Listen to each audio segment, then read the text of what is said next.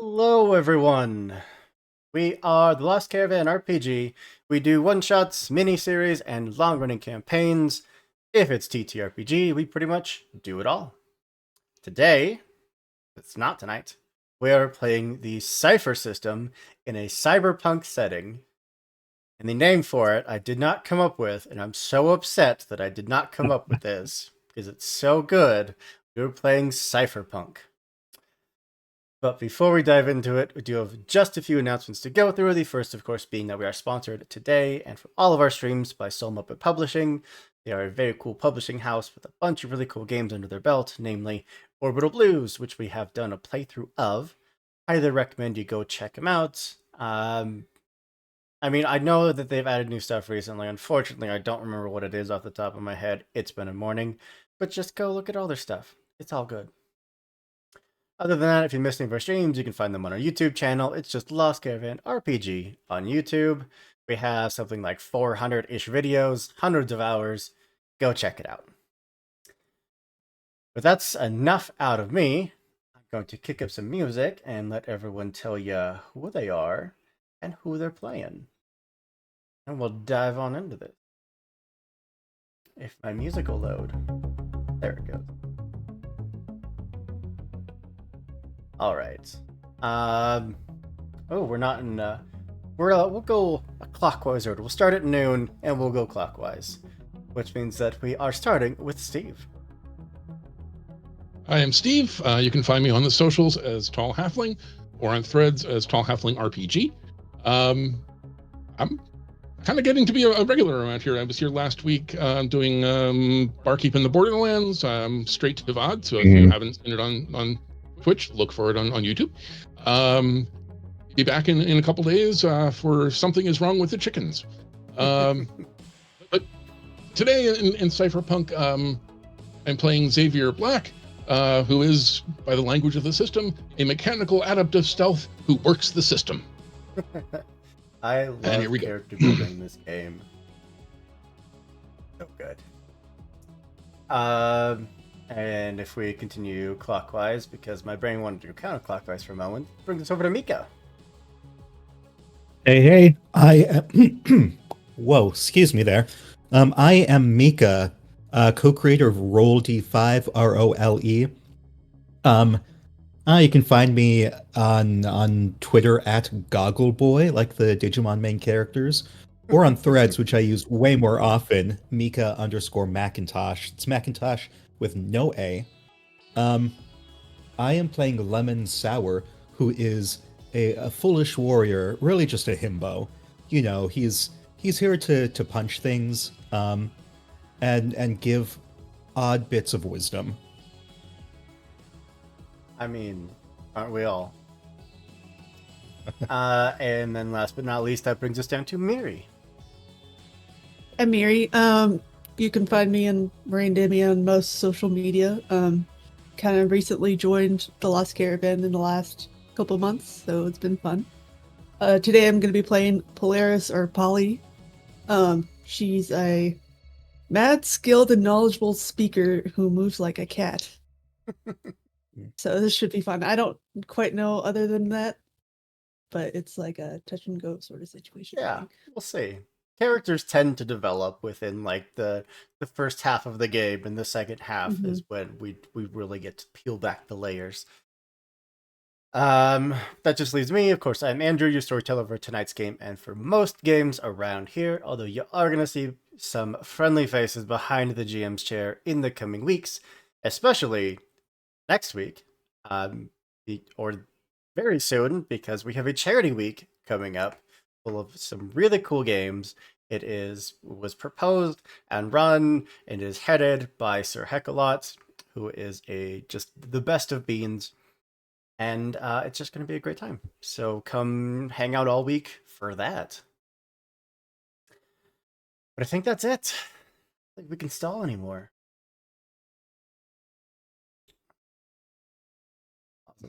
No, let us begin. Let us begin. Oh, all right.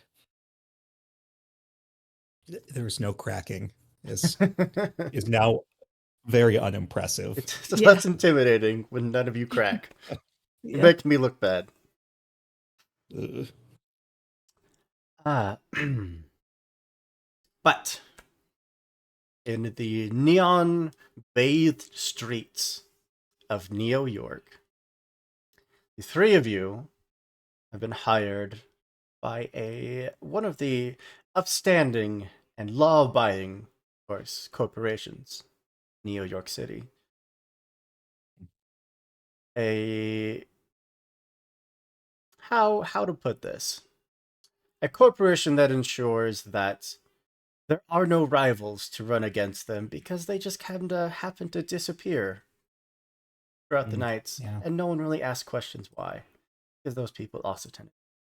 But I'm sure everything will go great for all of you. As we march our way up to the office of the liaison who you're going to be meeting, I have a question which I ask most groups, and no one ever has an answer. Does this group have a leader? You. Not you, Hoop, but I'm pointing at one of the other two. It's one of you two. Evens or odds? Xavier is better with machines than with people, so Polaris. Polaris is the leader. I love to hear it.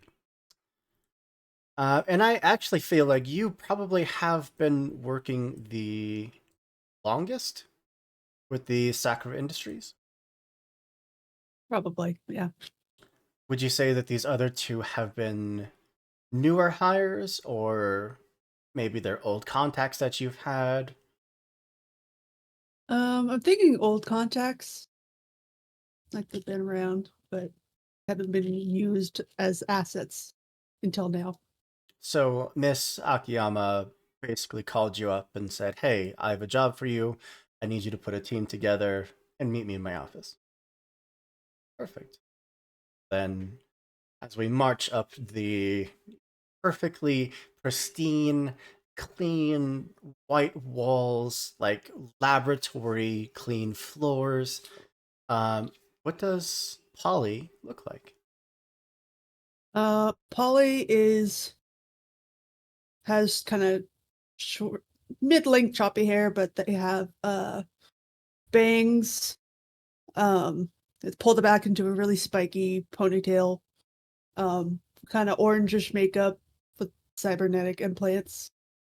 Um, and their eyes are basically robotic and stuff. And they don't blink a lot. So No it's need. like kind of disconcerting. Helps with the And- intimidation factor. Mhm. Yep, exactly. Um, and marching behind you, why don't we, eeny, money, mo, go with Xavier? What do you look like? um, Xavier is the kind of pale that you only get by being indoors pretty much all the time in front of a computer screen most of the time.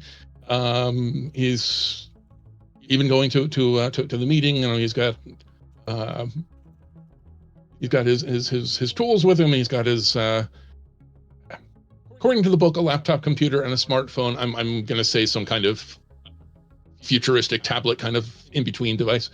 Um, um, and you can catch a few glimpses of implants and jack-in spots in various parts of his neck. And then over to Lemon Sour. Yeah, Lemon Sour is a big beefy boy.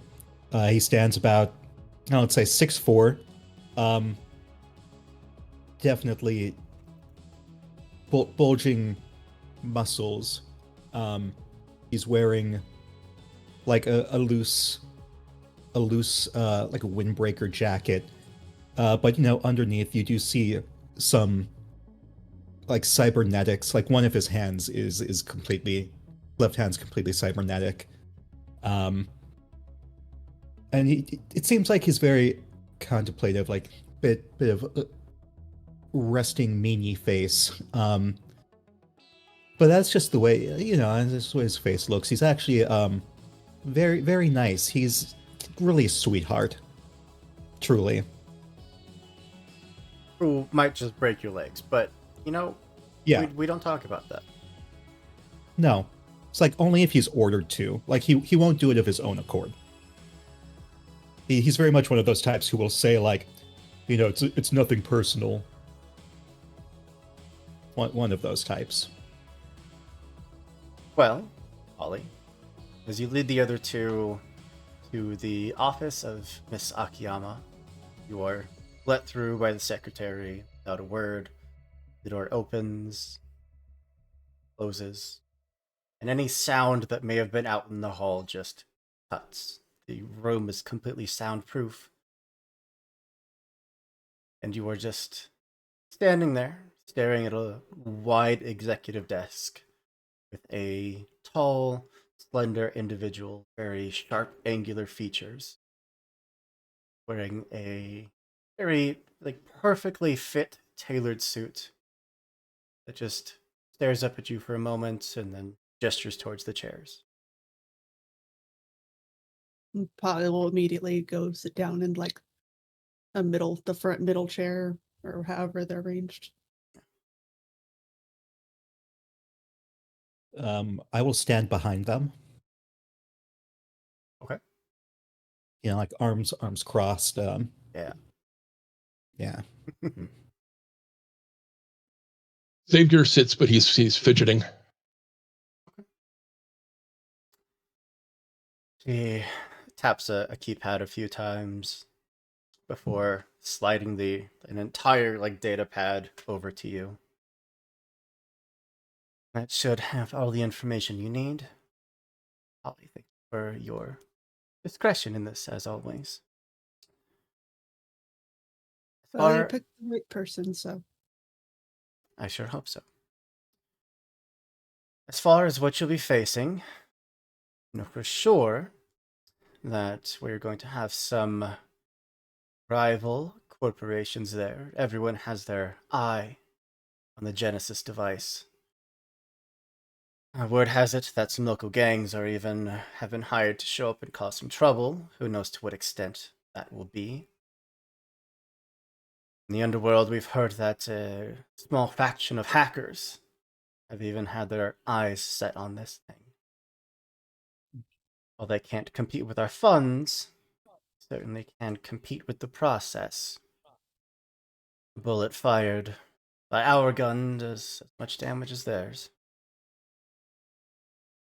And of course, have the local gangs that maybe you could convince them to work with you.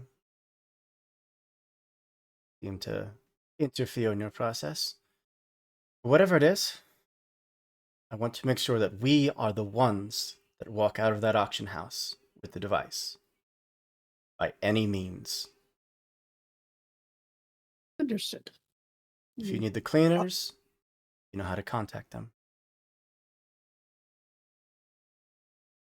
And Polly hands the tablet over to Xavier. Who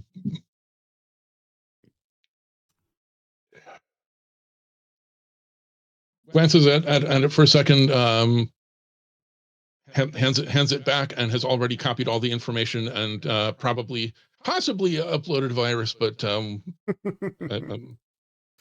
that won't kick in until we're done with it.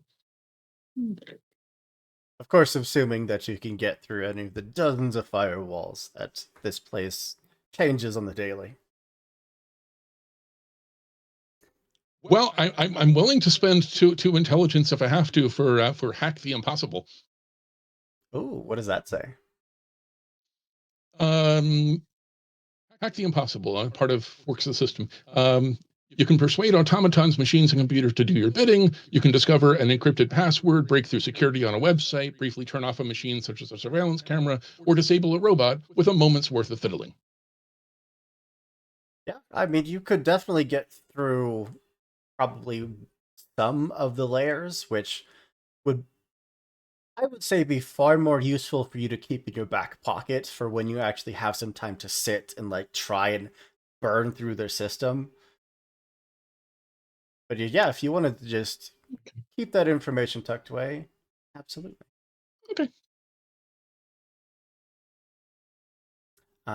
But yeah, if any of you have any questions, now's your chance.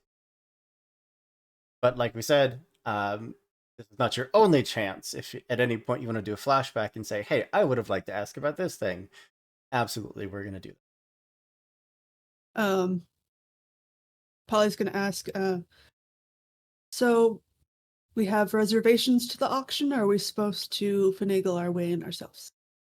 We do have reserved seats, yes, and have access to the company accounts for whatever bidding may be required, though I don't suspect that money will be what it does to bring this device home.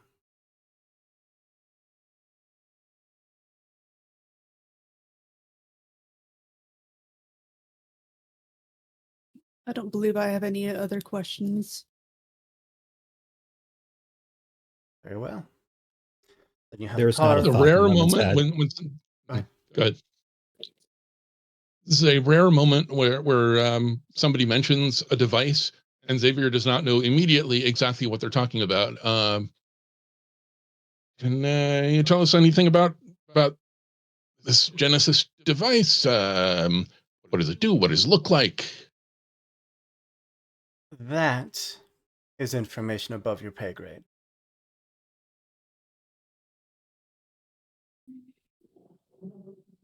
How can we identify it? So we know we're getting the right thing? If there's a device under protection from dozens of guards, armed security, automated defenses, that's what you're looking for.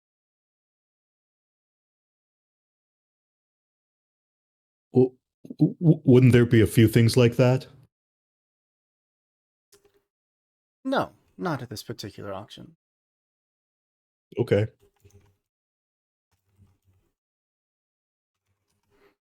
No, that's it. That's all I had. Thank you for your valuable input. Of course. And she'll stand, tap the keypad, bring the car around. Looks at you all. Good luck. Thank you. Yes. And Polly will get up to leave. Yeah. You're all escorted down to the main floor of the building where there's a car waiting for you. No driver, because who drives themselves anymore? That's ridiculous. It would be such a hassle. Although, not to say if our hacker friend here didn't want to maybe tinker with the automated driving system a little, that you couldn't have some more control where you're going rather than where it's programmed. Is the car big enough for Lemon? It is a stretch limo meant to hold about a dozen people. Okay. But like he's a tall boy, so May have to crouch a little bit, but yeah. okay. Well, For now, Xavier isn't going to change destination or anything, but if he does adjust the suspension a little bit, so that the limo will drift just a little bit going around the corners. nice. Is that really necessary? Of course. Lemon's enjoying it. I think at one point, as you go screeching around a corner, definitely running through a light that you... I mean, you think you're staring at it, it's yellow, you might be able to get through, but it definitely went red. And there's a bike that pulls out. You can see, the uniform of, the street security teams that starts to follow along, notices who owns the car, who the license plate belongs to, and immediately just backs off and pulls into an alleyway. Anything the three of you like to do as we pull up this auction house?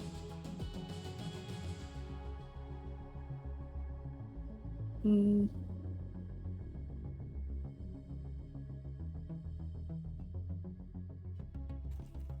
I don't know. I guess Polly's just gonna look out the window and see who's like going inside, or if there's like a designated drop-off point.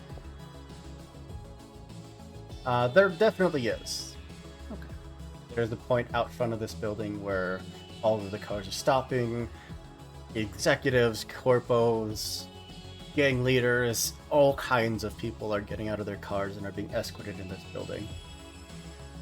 They're like a news or like press source or Oh press yeah, crowd. Okay. many of them. Each corporation having their own, press kit there so they can spin this in their favor to make them look like the good guys. Okay. Business as usual. Okay. Really quick, is there anything Xavier would be able to quickly find on whatever version of the dark web exists about something called a Genesis device? Yeah, everything would lead you here.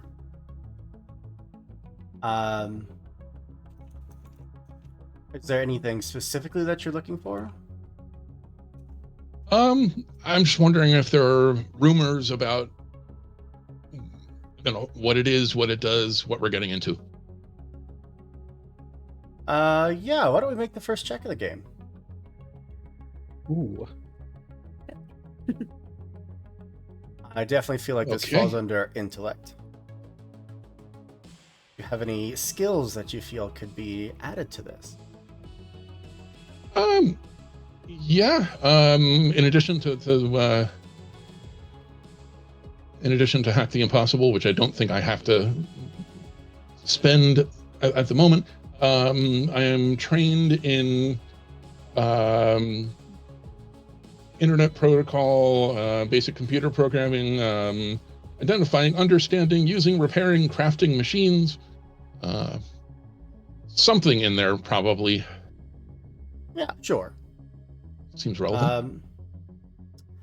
Well, the object itself is level 6, which puts your difficulty at 18.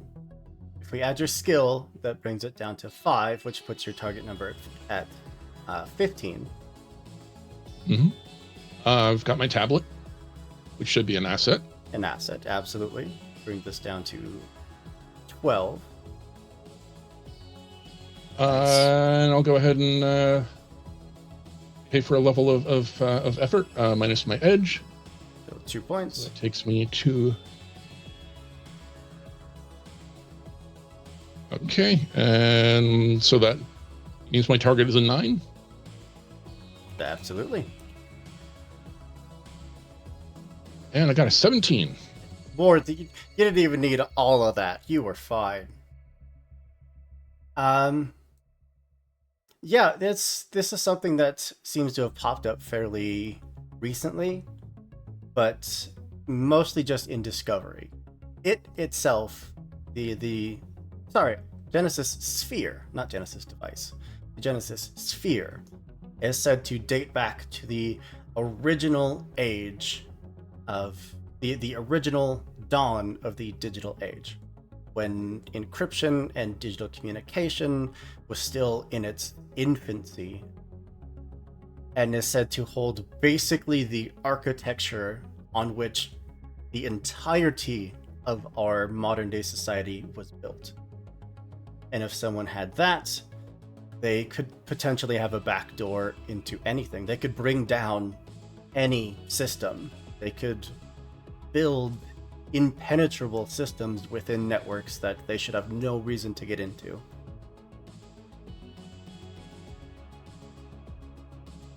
So naturally, everyone is fighting for it. Oh yeah. I passed that along to the group.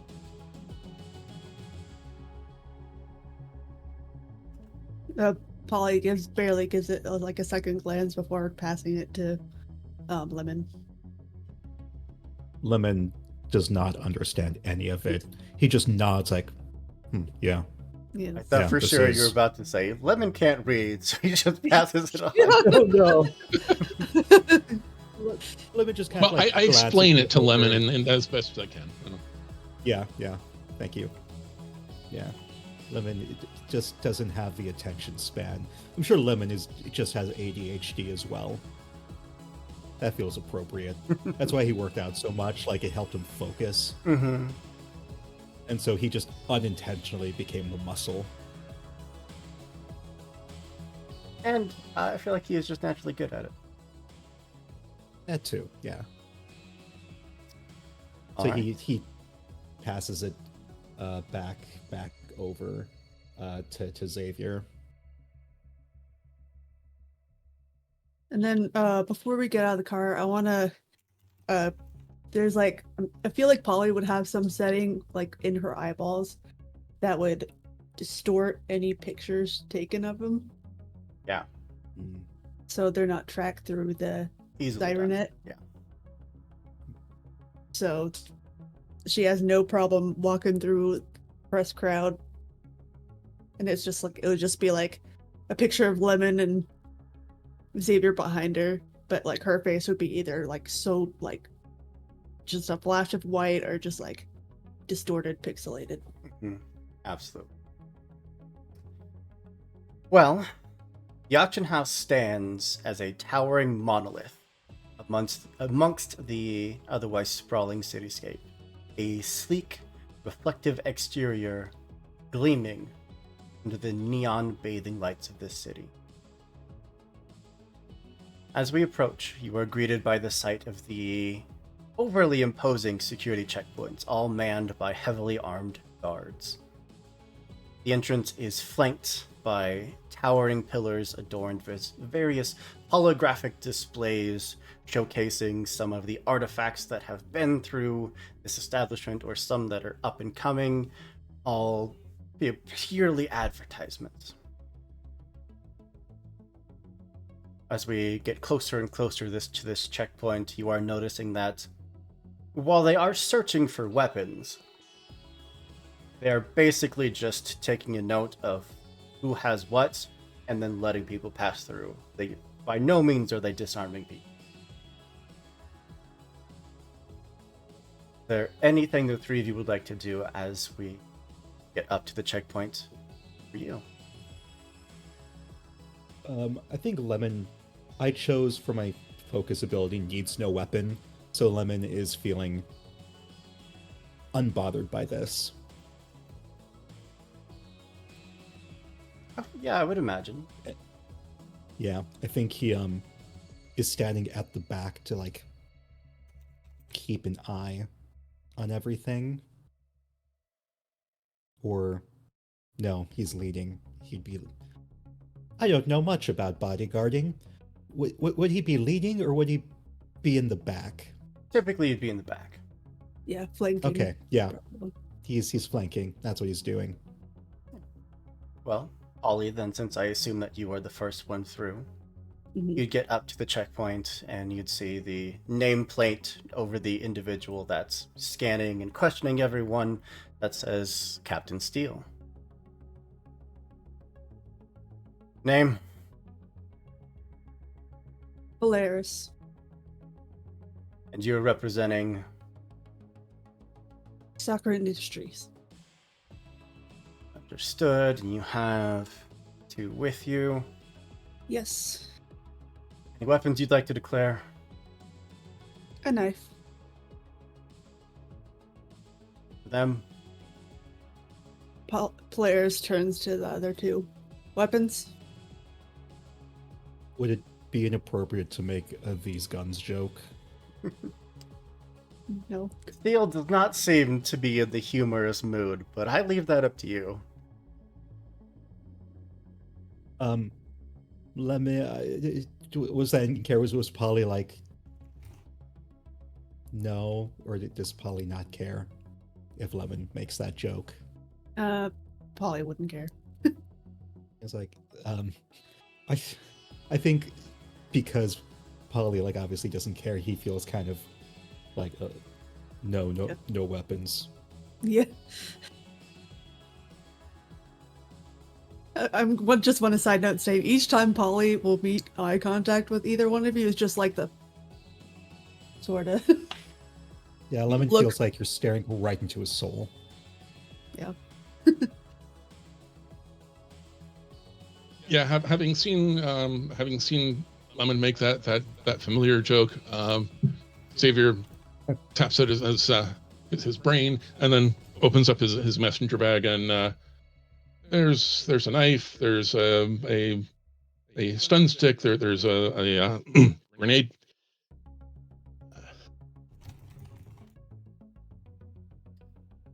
He, I'm not trying to hide anything, just you would see where he kind of, taps a data pad a few times, looks back up at you. That's it. Yes. Can we go? Your funeral. Thank you.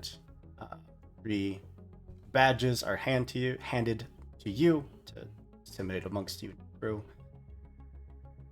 And can we see anything that they might actually have confiscated from anybody else? they have not Or have they let confiscated everybody go? anything. So what kind of badges are these? Are they like clip-on, lanyard? More lanyard, yeah. Okay. But yeah, he'd kind of flip the data pad around where you'd see there's room for a display of a thumbprint, basically just wavering. If anything bad happens to you while you're in here, it's your fault. The auction house holds no responsibility for any loss of life or limbs, or funds, or anything of the sort. And Polly will just boop, tap it. And the 3 of you are allowed to pass. Boom. Once Go into inside. lobby. Oh, sorry, go ahead. Sorry, no, I was just saying they just go into lobby and Polaris will like just barely brush her shoulder against steel. He would definitely just pause for a moment, doesn't look back, but and then calls out to the next group to come through. Once inside, the auction hall is a marvel of modern architecture. Massively soaring ceilings, state-of-the-art technology in surveillance and security, all integrated into the very aspect of the design of this building. You didn't know what you were looking for, you might miss the dozens of cameras. They're all very strategically placed. Rows upon rows of plush velvet seats all lined the expansive auction house floor, each equipped with their own personal data terminals for bidders to place their bids. At the center of the hall stands the auction podium, bathed in the only stream of light in this entire room, seemingly where the auctioneer is going to be standing as they take everyone's bids. Surrounding the podium is a transparent, likely bulletproof glass, as well as what you can only assume is the Genesis sphere. It is covered under layer upon layer of glass and lead and protective lining, as well as armed guards, security turrets, cameras, everything you can imagine. And as we go to take our seats, why don't we just introduce a few of the other players at this auction. Starting with Mr. Stryker. Rival corporate executive clearly glances over at you, Polly. Passes by and goes to take his seat, not too far from you. Past that, have an individual who's not nearly as well dressed as everyone else. Very tall, lanky build. Almost kind of looks like he might have stole this suit this morning. But very bright green hair, sunglasses and trailed by about a dozen individuals who clearly don't belong, all wearing various gang attire. The Nightshade Gang. They pay you no mind because they have no idea who you are. There are a few fully chromed up individuals who kind of just come marching past everyone, taking seats near the front. If you had to guess, they're probably here from the Hackers Guild, Techno Savants. As well as a couple dozen other small name players who are mostly just here to see the action for themselves, fully aware that this could turn into a bloodbath. I'm sure they've got popcorn with them. Or like there's if there's a snack booth here, which there should be, they're buying popcorn from the snack booth. Yeah. There Probably just probably is, Floating but trays of food meandering around. There we go. It's fancy. Yep. the Yeah. most of the higher echelon guests here are completely ignoring anything like that for risk of being poisoned, which many of them have already learned their lessons. Think in the future popcorn is the one food that cannot be poisoned. It's poison proof. Yes. I mean, corn's just been so genetically modified anyway. I'm sure they just keep going with it. It's a superfood at this point. That's my contribution to this world. There you go. I think Lemon is. I mentioned Xavier has like a dossier or something on his tablet of everyone, and Lemon is like flipping through it so he knows like everyone's little stats. Sure. Yeah, and then he hands it back to Xavier. This is like the one thing Lemon is paying more attention to because, yeah, I feel like knowing who these people are, how to deal with them, is more in his wheelhouse. Yeah, you got to know who's likely to start trouble and who you don't exactly have to worry about if trouble were to start. Ollie's going Thanks, to turn Xavier. to Zay and be like, "Are those hackers going to be a problem for you?" I'm insulted you had to ask, but he does give a respectful nod over to the guild, professional courtesy kind of stuff. Before the bloodbath. Mhm. It's like Well, saluting somebody with your sword. if there's any pre-auction things that you wanted to check out, anyone you wanted to talk to, any groundwork you wanted to start setting up before the action actually begins, now's your opportunity. Do we know who's making the auction announcements, or is it just going to be whoever shows up on stage? Whoever the auctioneer happens to be. Okay. That information is likely kept pretty secret so that no one can get to them and influence them, bribe them, Yeah. try to kill them, the usual. Yeah.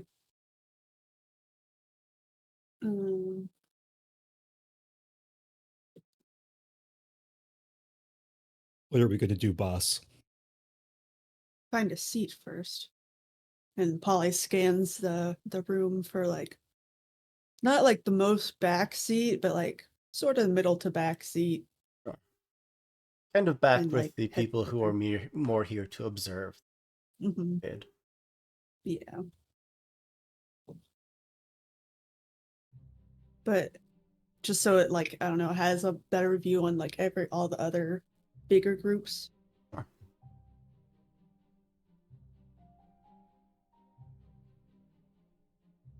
Is there anyone Xavier, you if want you me to wanted to talk get to? any free hacking in, you're certainly welcome to do so. Yeah. Um,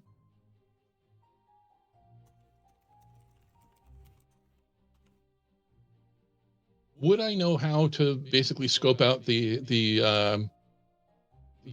security on the layers of turrets and cameras without just get an idea of like level without tripping anything? Yeah, I'd say that wouldn't be too hard. Most of what you're looking at as far as like digital security goes, especially immediately around the device or that podium, you're looking at level 10. Okay. But it's like little like back channels, kind of just like getting into little subsystems a little further out, just different parts of the auction house that aren't quite so secure. Maybe 4, 5, or 6 at the highest.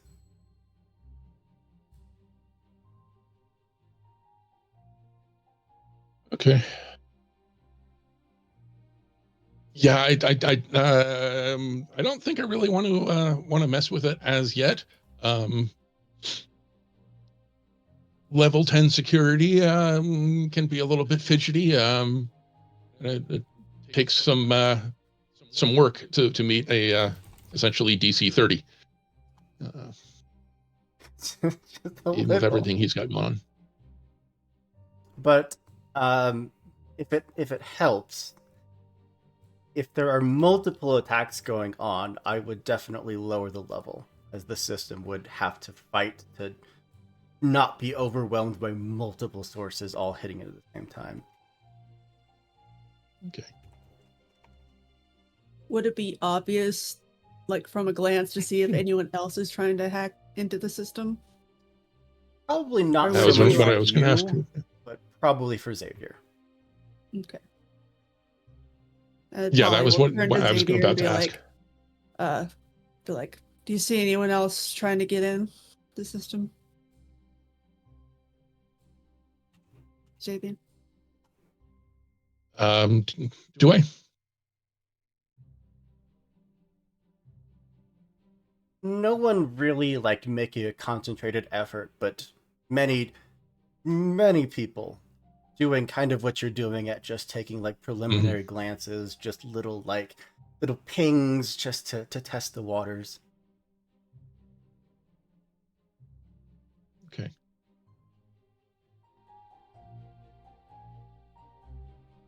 Like, I guess Polly will like kind of relax in her seat and like take out. She had a knife that was up her sleeve. Just gonna take out the knife because they didn't take it from her. Yeah. Kind of just toy with it while she's setting up that auction screen to make sure that she knows what controls are what. Okay. Lemon's gonna lean in and say, will it be okay, boss, if I wander over to the Nightshade gang? If you want to. All right. I don't know what I actually want to do with the Nightshade gang, but I feel like it's important to go to them and make some small talk. Like, I feel like there's no way Lemon hasn't interacted with them at some point. Whether that's good or bad is I'll leave up to you, Hoop, but I mean, they're typically more of a neutral faction. okay. So it's entirely possible that you have worked with them in the past. Okay. It's entirely possible that they've tried to kill you in the past. You know. Probably both. Yeah. I imagine it's like, for those familiar with Hunter x Hunter, it's like Illumine, Hisoka, like they're as close as friend. Like, they're friends for psychopaths anyway, and it's the whole like no hard feelings if they're against each other. And I'm imagining that's kind of Lemon's relationship with them. So would I know bright green hair dude's name? So I don't think he dropped his name. Viper. Viper.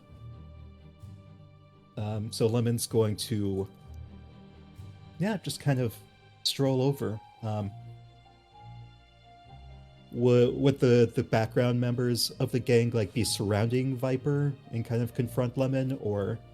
They are nowhere near that organized. They are barely contained within like a 20-seat radius.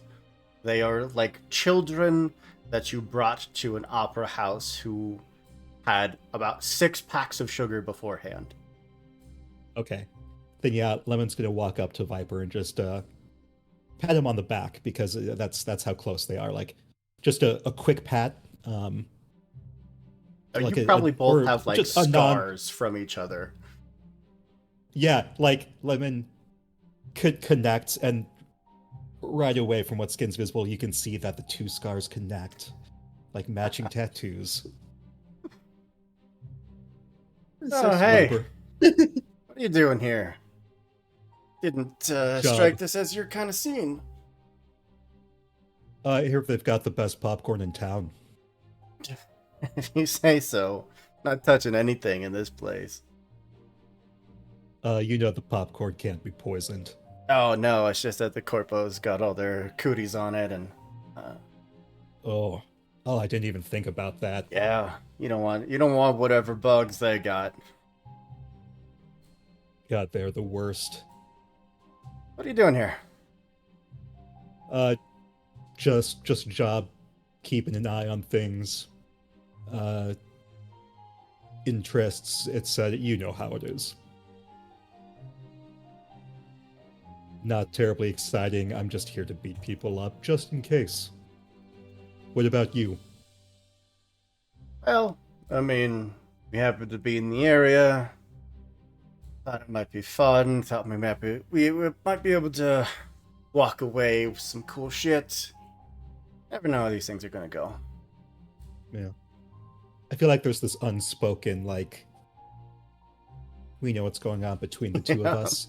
We don't For sure. We don't need to. Yeah. Polly's gonna Alright, chime I in got over an intercom, be like, ask him how he got in here. How'd you get in here? I hear it's not easy. Through the door? It's open invites. Is it open invite? Look, my name carries a little bit of weight in these parts, not to brag or anything. No, Clearly you're a right. lie. That You was know for a stupid- fact that's a lie. Yeah. His name carries no weight. Yeah. Yeah, so Lemon just laughs at this, like, yeah, I figured. Alright, I'm gonna head back, do my job, get that money. I'll see you at the pachinko parlor, alright?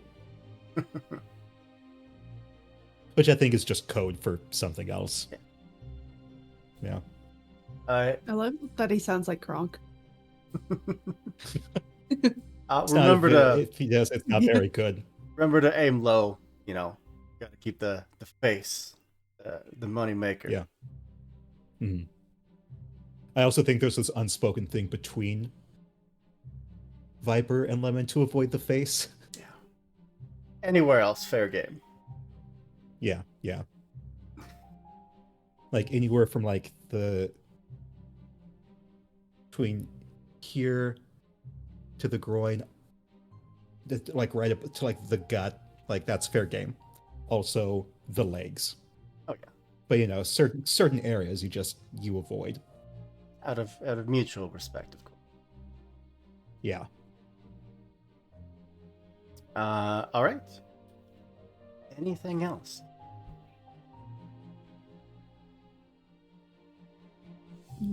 I feel like someone should. No, it'd probably be a bad idea. Yeah, Lemon's gonna walk back over and kind of lean in and say, should someone just sneak by the corporate execs, see if they can hear anything?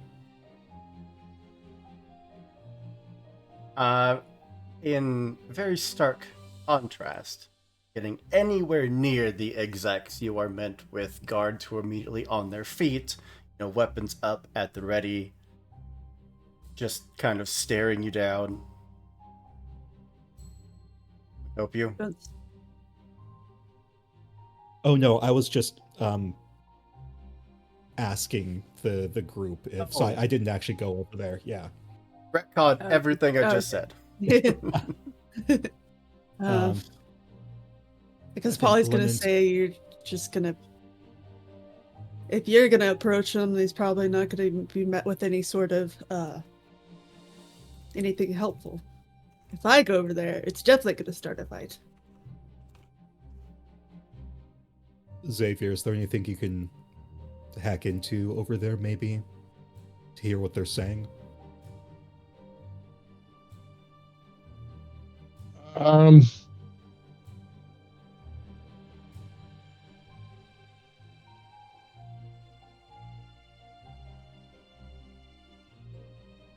I'm trying to decide whether Hacker has already wandered over to the Hackers Guild. Does he know? Is there anyone over there who he actually like knows on a face-to-face kind of basis?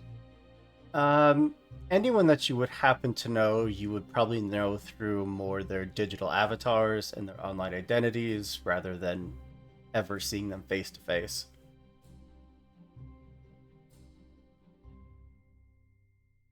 So the fact that they're even out of their basements and here Yeah. is very impressive.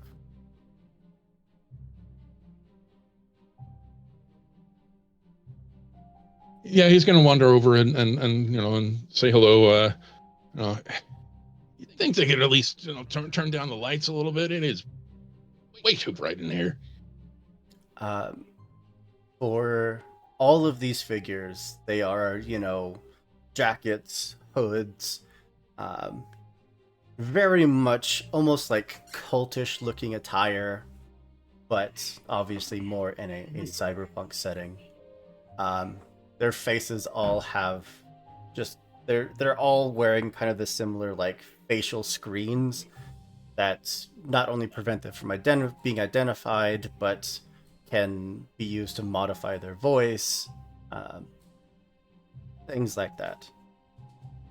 And you'd hear just like strings of noises that represent them doing a very preliminary scan of you, just to nothing intrusive, exactly what you would expect them to do should you meet someone like this on the street. And they all kind of turn to you. You're interesting. Why are you here?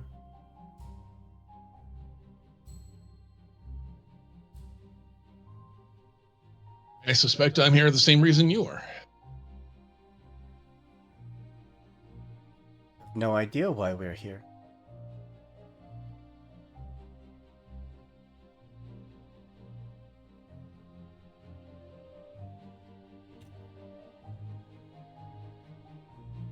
It's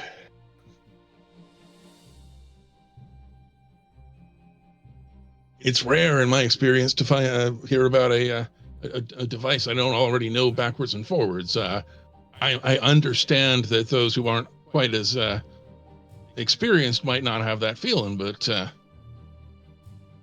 of you know what I'm talking about. They would just kind of stare at you for a few moments. Mm-hmm. Clearly digging a little deeper into your online presence. Finding the moment that they find something that they are familiar with, something that they can like connect you to work that you've done, they all like lean their heads in closer to whisper amongst each other for a brief second. You're sent a heavily encrypted file, and then they all turn and just sit down.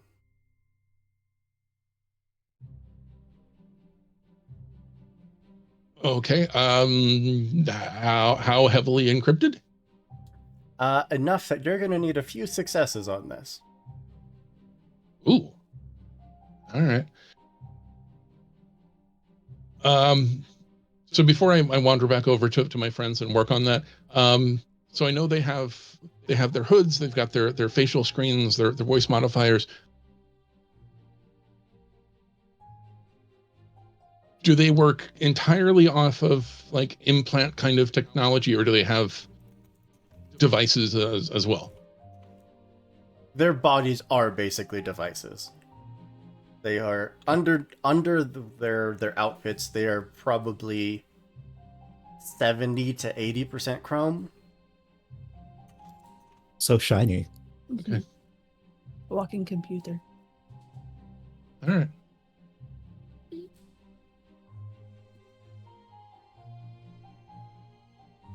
Yeah, I mean that was more people time than he's used to. I'm sure it's more people time than any of them are used to. He'll wander back over and dig into the encryption for a moment. Sure. Take you a little bit of time. You want to make the first check? Sure. We already know that you have the assets and the skill. Do you want to spend effort on it? You are otherwise looking at a difficulty of 6, target number of 18.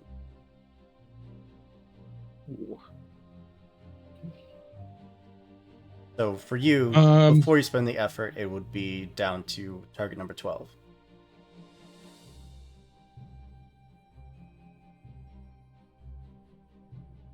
I think Xavier would start just by like probing a little bit. So I'm don't think I'm going to spend for edge. So target is 12. Target 12. All right, it's a little more protected than he was expecting. They've upped their game a little bit. That's a 4. A 4. Oh, I am going to offer a GM intrusion, which means that I Okay. get to alter the story that negatively impact you. It will give you an XP, and you can choose someone else to get an XP. Okay. And remind us what we can do with XP. You can use them to re-roll. If in a longer term game, you would use them to level up, to buy skill advances, to buy edges, to buy new abilities, things like that. But mostly for us, it's a re-roll. Okay, so sure. I get 1 XP and I give 1 to somebody else. Yeah, I'll give 1 to Polaris. And of course, if at any point I offer you a GM intrusion, you can spend an XP to say, no, thank you. yep. Nope. No. Mimi, no. Nope.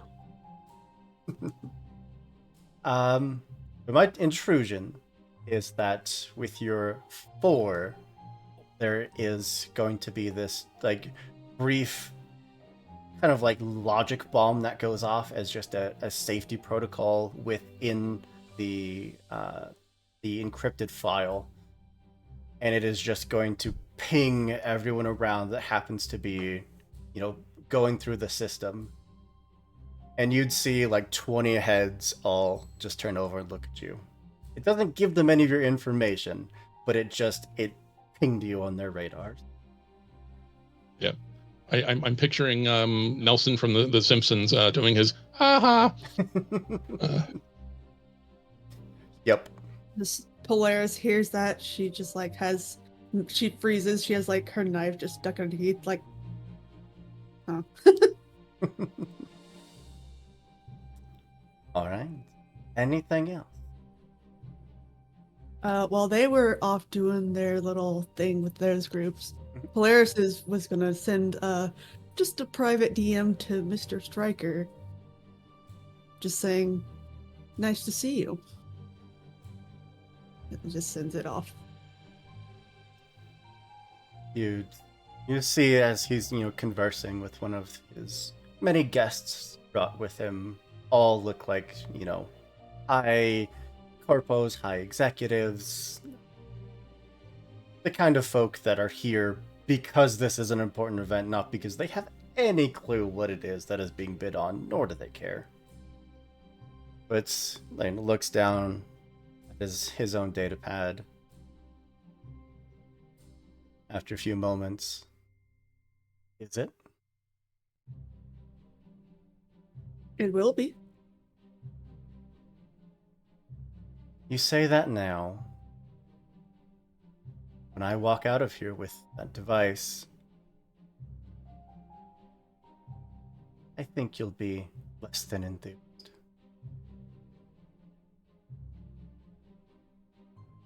Don't be so sure. That always was your down point, or your fault. Should we put a wager on it then? How much? Or what are you Drinks. willing to lose, is what I should say. Drinks. You come to my bar, we sit and talk like the old time. Is that if I win or if I lose? I think that's up to you.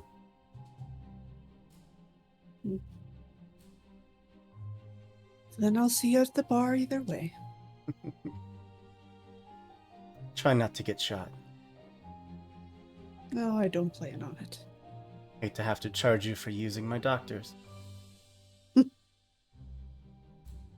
I'll just add it to your tab. With that, the kind of ambient lights all dim. The operatic music that's been very gently playing throughout this hall cuts. And you see a figure just rise on an elevated lift behind all that protective glass and all those armed guns. And everyone falls silent.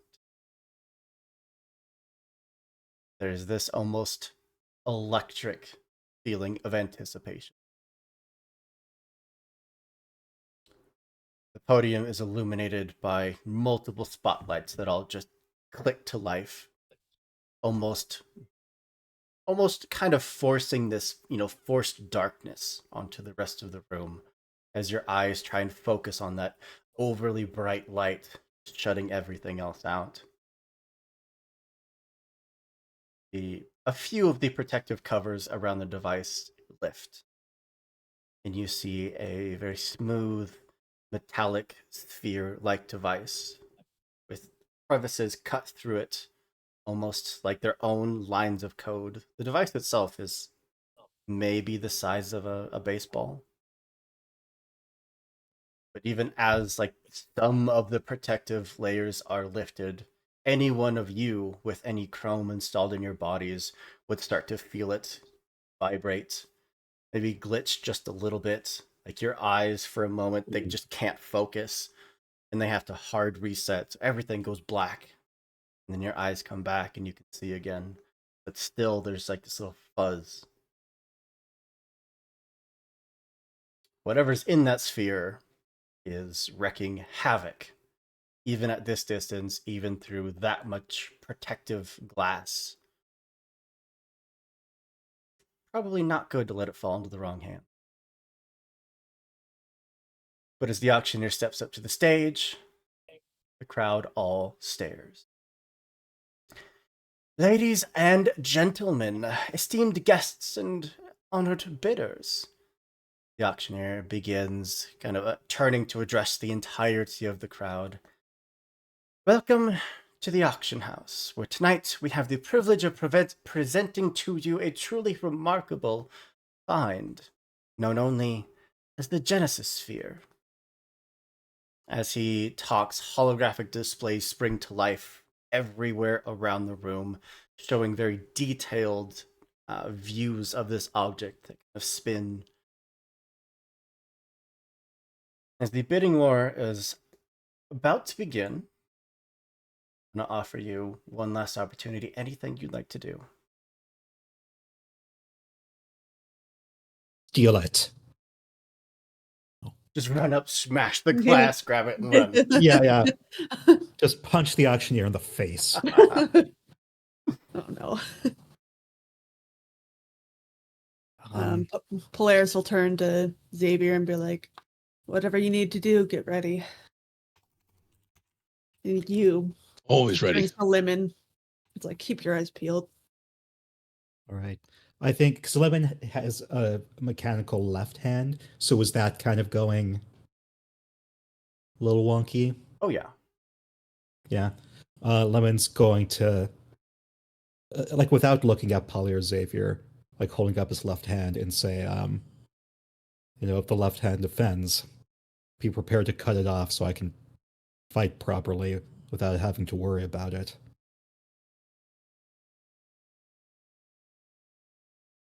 I'm not going to reimburse you for it, but whatever makes you feel safer. No, I've got spares. Okay. I thought you might. Um,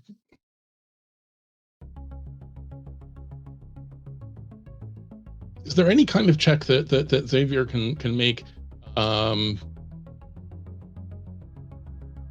to investigate the interference with our systems? I'm thinking in particular, given that they were somehow able to operate cameras close to this thing to get these pictures in the first place. Maybe the interference is coming from somewhere or something other than the device itself. I think even before this point, even this little, probing that you'd done, the cameras had built-in security measures that were likely tested against the effects of this device to help mitigate it. So truly, whatever interference is happening is coming from the device. All right. And those cameras were some of the stuff that had level 10 security. The stuff immediately around it, yes. Okay. Although, while everything is under the effects of the device, of the distortion, I won't say how much lower it is, but any security system is lowered in level while the device is actively fucking with them. Okay. I'm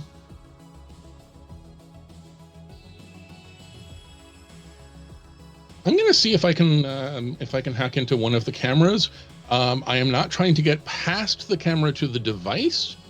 I'm trying to access the camera and see if I can find out what they did to it to insulate it from the effect, in the hopes that maybe I can do that to my system. Okay.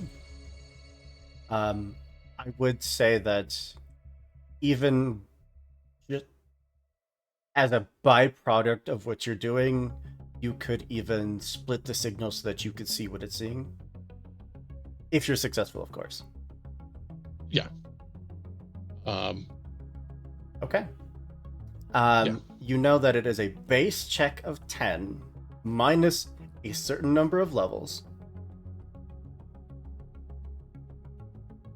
You have the asset in your encrypted data pad. You have the skill in your hacking. And I assume you want to spend effort. Yeah. Yeah, so takes me effort minus edge, so that means from whatever level it currently is, it comes down 3 levels. Yep.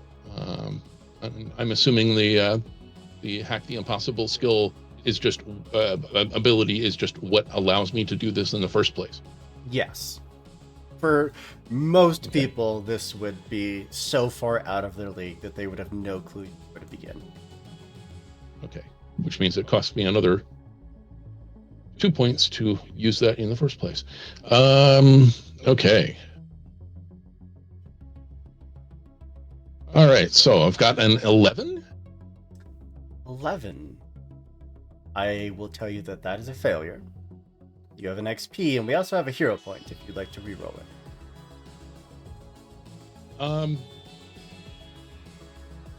Yeah, go ahead and spend my XP.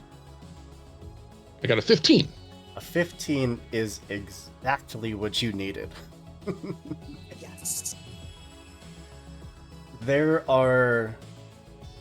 almost kind of like firewalls, but they're near invisible for someone who was just trying to hack in the camera purely for the purposes of either shutting it down or creating blind spots or, hacking into the feed.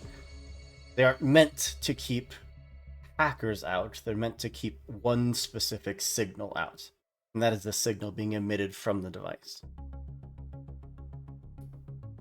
Okay.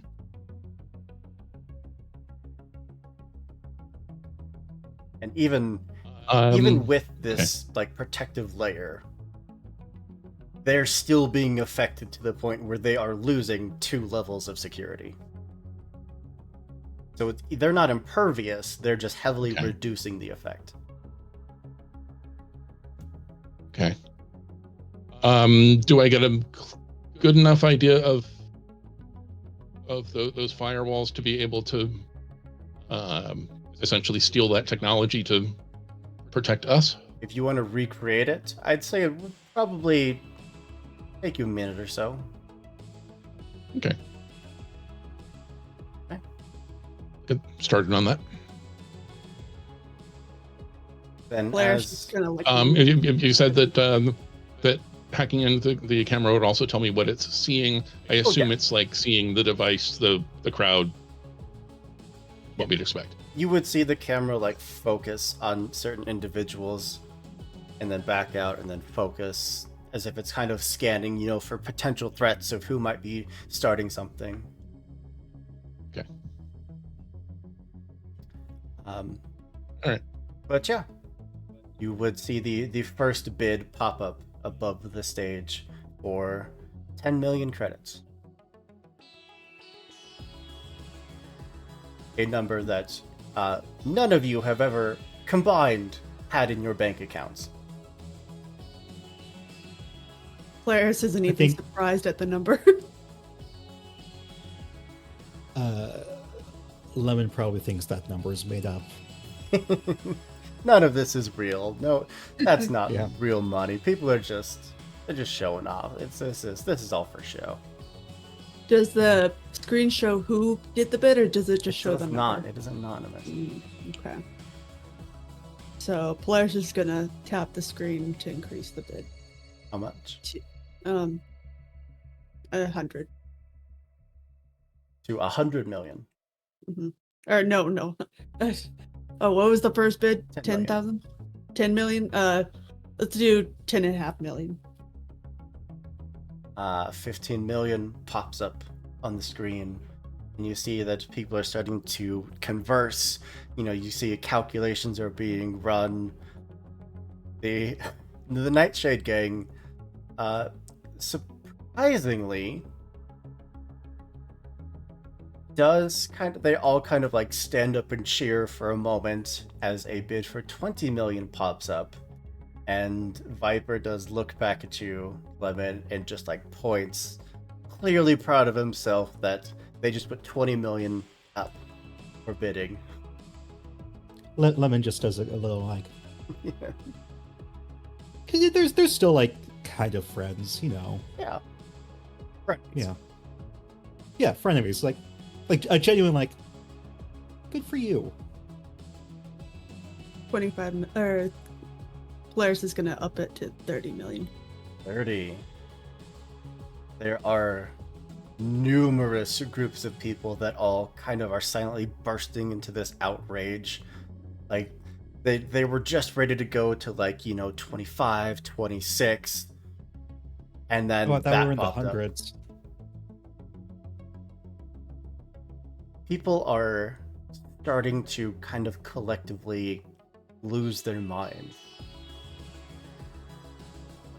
From the calm, you know, respectable atmosphere that this place had going into it, you can just feel that tensions are starting to rise. Conversations are growing in volume. And it's not necessarily just that people are tense about this bidding. The three of you can even feel whatever emotion is rising to the surface right now for you, it's almost amplified. Like the pride that Viper had that they're even here competing is boosted to such high level that everyone in the gang is, you know, shouting and hollering. So, what emotions are bubbling to the surface for the three of you? Like Polaris is kind of like has kind of gripped the knife tighter in their hand and is like kind of driving it into the arm rest beside her. Is just kind of like grinding it down in like, I guess, anticipation, and like just kind of scanning the room, like starting to get a little bit paranoid almost. So paranoia. Yeah. Okay. Yeah. Then absolutely you can see that people are turning to you, like eye just darts to their weaponry. As safeties are being clicked, the weapons are drawn, knowing that at any moment this could turn into an absolute bloodbath.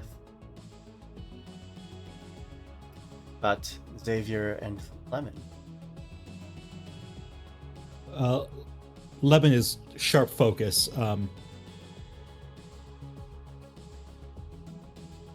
I just lost my train of thought. Lemon is not losing his train of thought, though. Lemon is very aware of everything that's going on, and he there we go. I got a little bit of a crack there. It's still weak. But yeah, Lemon is unfolds his arms, kind of prepares his fingers, little thingies like phalanges. He's ready to rumble. I feel like we could kind of just almost chalk that up to like adrenaline. Yes, adrenaline. Like pure adrenaline, pure just readiness, like fight or flight hits you, but flight is just out the window. Like it's gone. It is pure fight, ready to go. Yeah. Fight, flight, freeze. No freeze, no flight, all fight. Like I imagine he has that tattooed on his arm too. Yeah. The two of you see Lemon like scoot to the edge of the seat, like leg muscles tensed. Lemon's been standing this entire time. Oh yeah. At any moment ready to just leap. Is it just doing some like pre-jumps, just like kind of bouncing between? Yeah, just yeah. Just like he's given like not a like death glare to everyone, but like a because he's unintimidated. A little wink at everyone who's staring a little too hard at us, just to. And Xavier, running through your head. I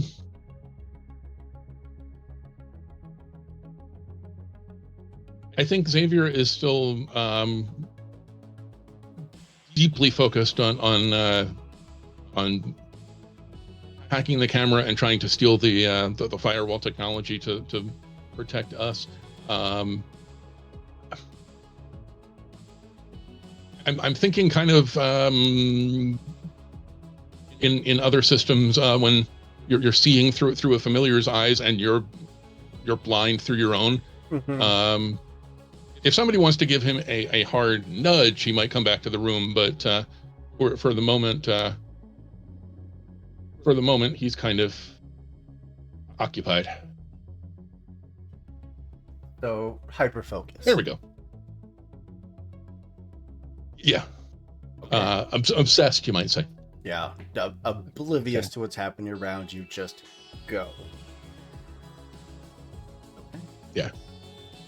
And clearly, to the even-minded person seeing this situation would know that this is not normal.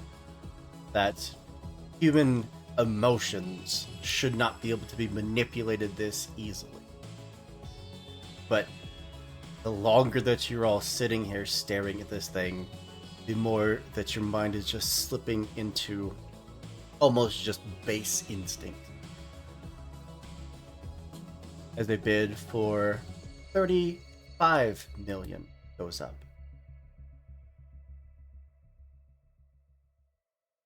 Wait, hold on. I thought we were in the 100 millions. I think Polly's last bid was 30 million. Yeah. Okay. Yeah. 35 flashes up on the board. And at that, people are physically starting to stand, rifles up.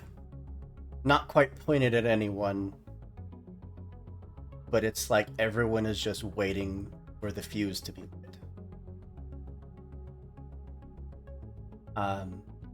Xavier, that file that you'd gotten, it does auto-activate.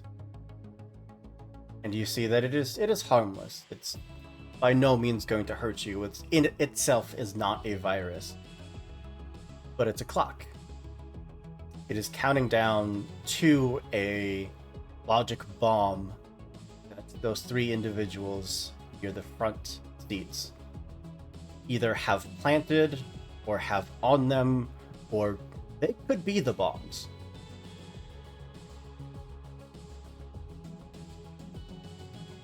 Okay. Out of That, like, professional courtesy, over- they but that, wanted like, you to overloads know us. the countdown. I don't know what a logic bomb does. It is going to fry everything in this building, in the nearby vicinity, in the blocks surrounding this place. And for people whose bodies are so connected to technology that you depend on it, it's potentially fatal. Oh, Blair's is fucked. So for the Hackers Guild, it's basically like a suicide bomb. Pretty much. They understand that this device is powerful enough that it cannot leave this building.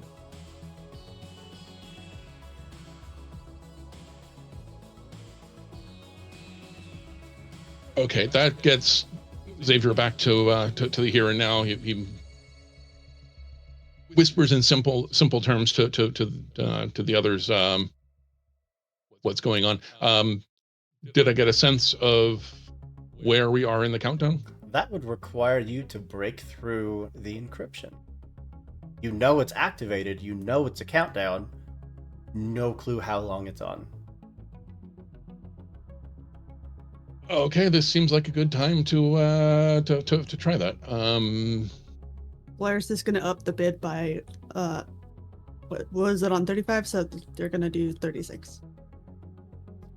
Okay. I need you to make a roll. This is the roll you want to fail. On a success, I'm considering this intimidation against the room. On a success, you are going to light that fuse. Shit's gonna pop off. On a fail, you are still flying under the radar enough that it is still just rising tensions.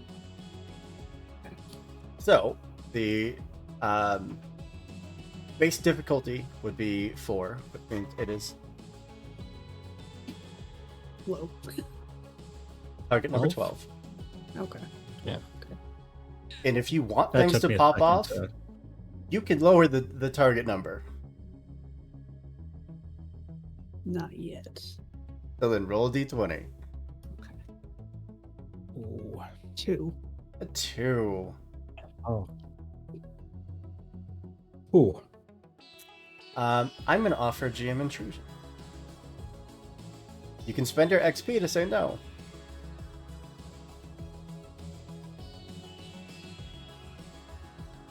I'm gonna keep my XP. Your bid does pop up for a moment, but is erased, and it goes back to the... No. Hmm. And I'm guessing That is if the Polly tries opposite it of again, singing. If you Go tried back. to bid again, nothing would happen. And Polly's just. I think the knife is like halfway into the armrest by now. Just out of pure frustration that it's not going through. And it's just like. She like whips around to Xavier, but like, what's going on? It's not working.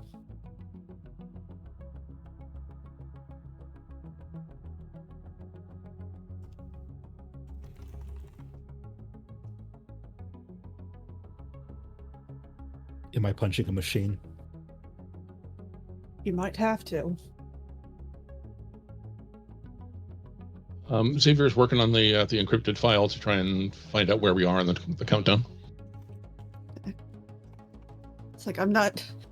She's just like getting really frustrated. It's like, I'm not talking about the goddamn tablet. I'm talking about the bid. It's not going through.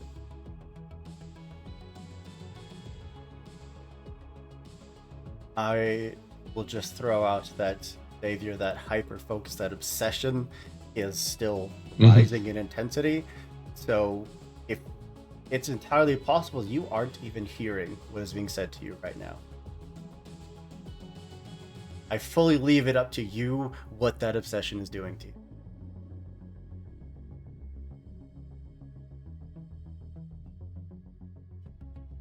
I think at the moment, I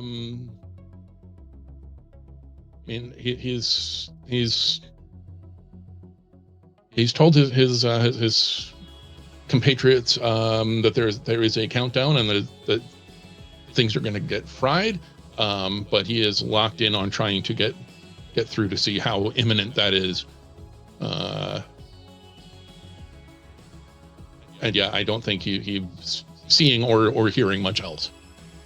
Fair enough. There are no further bids that would pop up on that display. But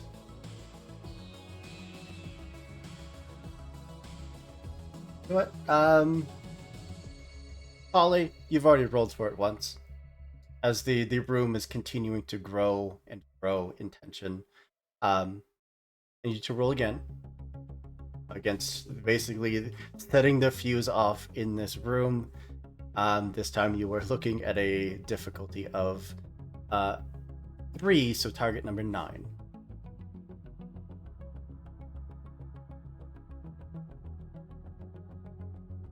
The 20. Natural 20. Are you gonna use your XP to reroll? Do we have a hero point? We do have a hero point. Can I use the hero point, guys? Yeah. I have time? Alright, I'm gonna use the hero point. Go for it. It's a 9. 9 is the Exactly. target number, unfortunately. Damn. Okay. Womp. Yeah, I know. There's just a moment where, you're digging the knife into the arm of this seat. You're pushing down harder and harder until it finally, the knife just slips through like butter, and there's a crack of the arm of the seat breaking off. And I think that we can use this as a chance to go to break before we jump into what is going to be the most complicated combat scene that I have run in a game of Cypher yet. Oh, Hell yeah. we're gonna You die. get to punch someone, Lemon. We'll be back in Well, just a few. We're gonna give everyone a chance to grab a drink, stretch your legs, do what you gotta do, and we'll see you right back here when we get back. Bye. Right.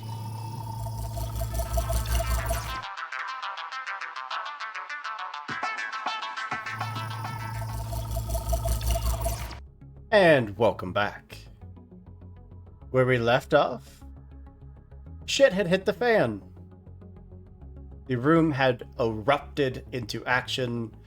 Guards had drawn their weapons, automated sentries, whirred to life, and are spinning to look for whatever target happens to be the most threatening at the moment. So, we are going to roll some initiative and see where all of you are on the combat tracker. Do any of you have anything that eases your initiative rolls? Yes.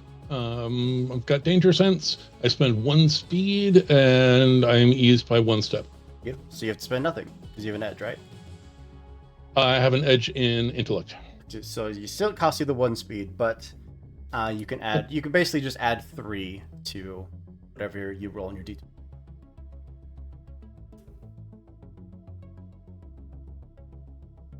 And then let me know what Okay, you guys that's a get. 21. A 21. Ooh. I got a 20. Natural 20. So we're just doing just a plain old D20, D20. yeah. 10. 10. Well, first up would be the automated security system. Nothing around it would deem to be the highest priority target at the moment. because no one's acted yet. Which means that we are down to Xavier.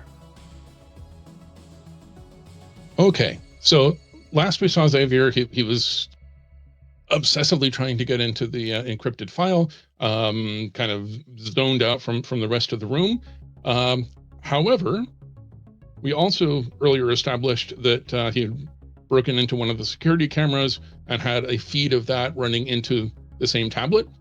So I'd like to think that even though he's oblivious to the room around him, he notices on the video, hey, something's happening.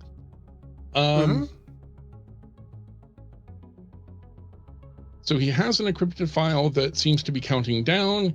Some of the Hackers Guild are sitting up front, waiting to set off a logic bomb. If they are sitting up front, i.e. close to the device, which messes with electronics, if their security is compromised and mine is not because of the firewall we stole earlier, do I think I'd be able to hack into the bomb? Absolutely try. Okay, I will give that a shot. I've got my skill, I've got my asset, and I've got a level of effort, which ends up costing me the 1 point from hack anything.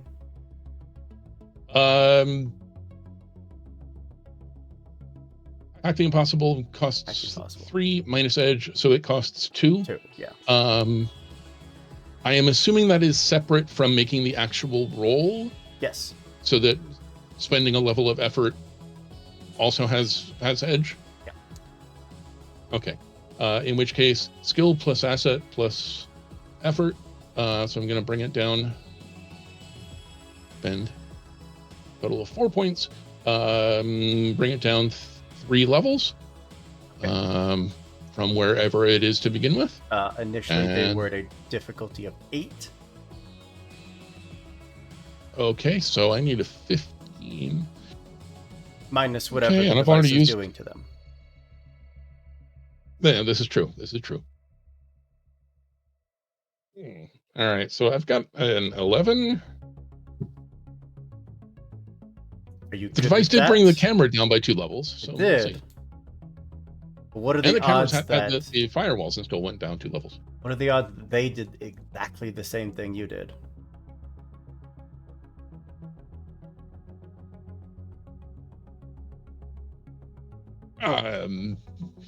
Okay. I will give you the option to reroll because I think you still have an XP. Unless we started with one, I spent the one that I got from an intrusion earlier. You did start with a hero point because Miri correctly guessed my Starbucks coffee order. Okay. That was a hero point each, or just one blanket for the group. Which I believed Polly used. Holly gave you another one. Yeah, that was a different one. Yeah, so you still have one. You can use it. All right, we will give this another shot. Can Polly give Xavier her pad or data pad as well for another asset? You can only have one asset. One asset. Okay. And it only eases it by 1, no matter how much you have. Oh, okay. Worth the shot. 16. 16 is plenty. Yeah. Nice. An 11 would have failed. You were looking for a 12. Oh. Okay. Okay, so I'm hacking into the bomb. You are just kind of bypassing the file they gave you and just strictly focusing on them. And yes, they themselves physically are the logic bombs. They're going to fry. They're basically walking EMPs at this point. Okay. And you are. Is there anything I'm going to be able to do, having hacked into them, to stop the bomb from going off, or is that? At this point, you are basically trying to shut them down.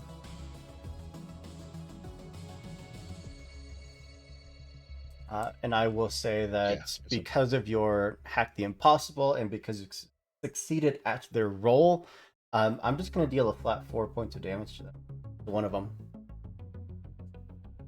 It is basically just you just sending attack after virus, after stall code, after, data worm, whatever you can do to attack their systems until they just shut down and whatever they were planning is null. Okay. And tied with you is actually your Rivo corporate friends who are going to send a good chunk of their entourage just rushing towards the podium. The first gunfire erupting out as they just, armor-piercing rounds just start ripping through that glass. They are sitting much closer than you, which means that unless one of you does something, they are going to get to it before you. And that brings us to 20, which I believe was Lemon. So do a thing? Do a thing. Do the thing. I guess, so there's one person who's right up there? There's a small gang of armored agents who are rapidly approaching the device. Okay, if there's multiple, then Quick Draw probably isn't. Or...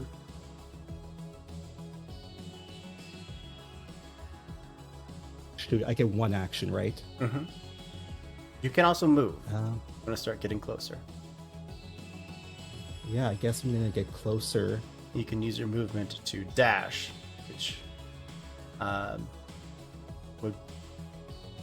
Even at dashing, you'd probably be getting there just a turn maybe after they're going to get to the device.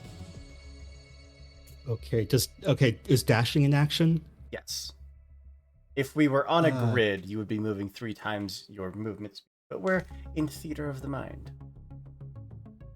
Well, shoot fire. Yeah, I guess I'm gonna dash. Just leaping over the seat in front of you and just beelining it towards the front. All right.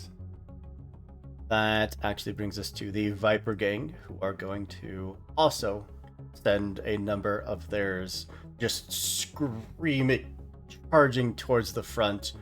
They're also firing their weapons, but with no real target in mind. It is purely just charging, spraying bullets, no concern for human life whatsoever. So I actually need all 3 of you to make a speed defense roll. Target number 3, because it is indirect fire, so it's just a difficulty of 9. And if any of you are trained in your speed defense, then you will automatically ease this by 1. Or it might tell you that you... I have reflexes. What does reflexes say? You gain points to your speed pool added above. Okay, so that wouldn't do anything other than just giving you more points. Oh, okay. Okay, I got 19. Yeah, you're fine. I also got 19. You're fine. Got a 9. You are also fine. All 3 of you are managed to just either duck under the haphazard fire or it is nowhere near you. Many of the onlookers are not quite so lucky, as stray bullets do just kind of start ripping through the crowds of people. People start screaming and panicking. The room is absolutely erupting into chaos. That does bring us to the... Oh, I missed the hackers, but it's fine. They were just activating the bomb. You don't need to worry about them. That's it. Unless I forgot to write down someone on the initiative order. Me? Oh, yes. Polly, at 10. Yeah. How fast can Polly book it to the artifact thing? I would say that if you also spent your your action to dash, you'd probably be a turn behind Lemon. Just considering that Lemon was already up, was already ready to go at a moment's notice, whereas you were kind of seating and like just staring around the room. Yeah. Okay. Yeah, I'll go ahead and dash behind Lemon. Okay. Brings us to the top of the round where the automated security system as well as the security team will go first, and they are going to open fire on all potential threats, which does include the two of you as well as many of the Viper gang and many of the Corpos.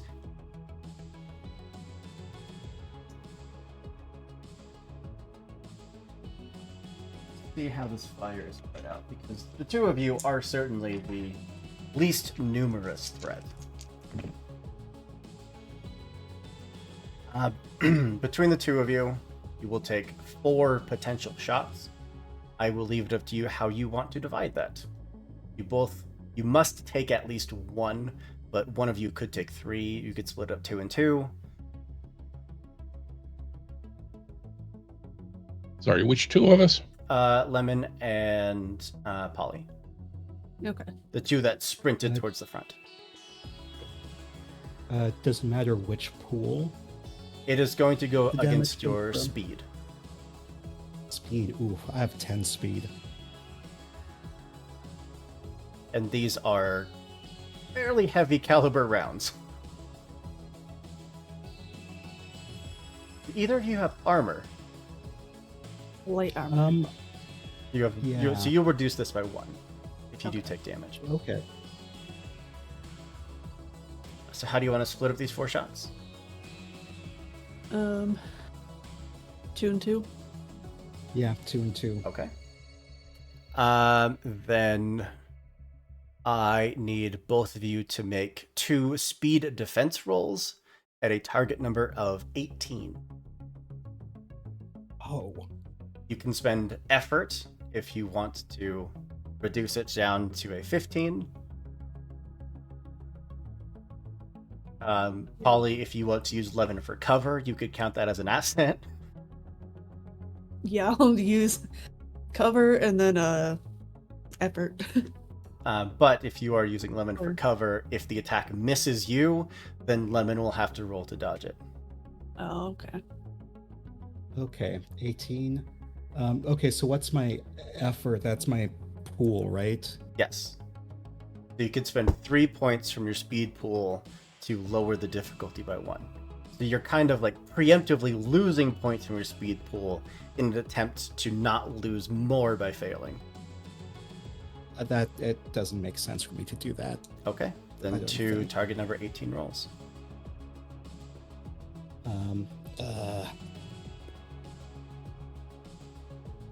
118. What was the other one? Not an 18? The other, yeah, not an 18. Okay. As long as it's not a 1, It was not a 1, no. then Yeah, you I are got a going to take 7. 6 points of damage to your speed pool. Minus 1 if you have light armor. Okay. Whoa, hold on. Okay, I didn't realize. I thought it was okay, I didn't.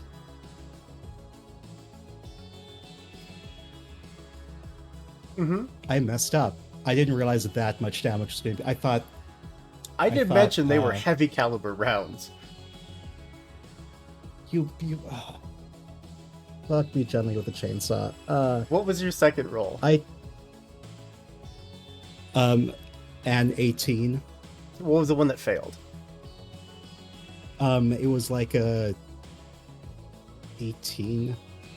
I would have to re-roll. I don't remember it was in the teens. It's like 12. If you want to spend 3 points to get some effort and re-roll it, then we can do that. Okay. I'm gonna spend 3 effort.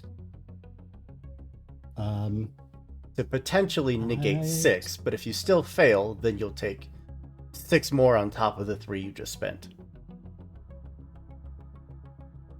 Hold on, Numbers let are me- hard. It brings me to.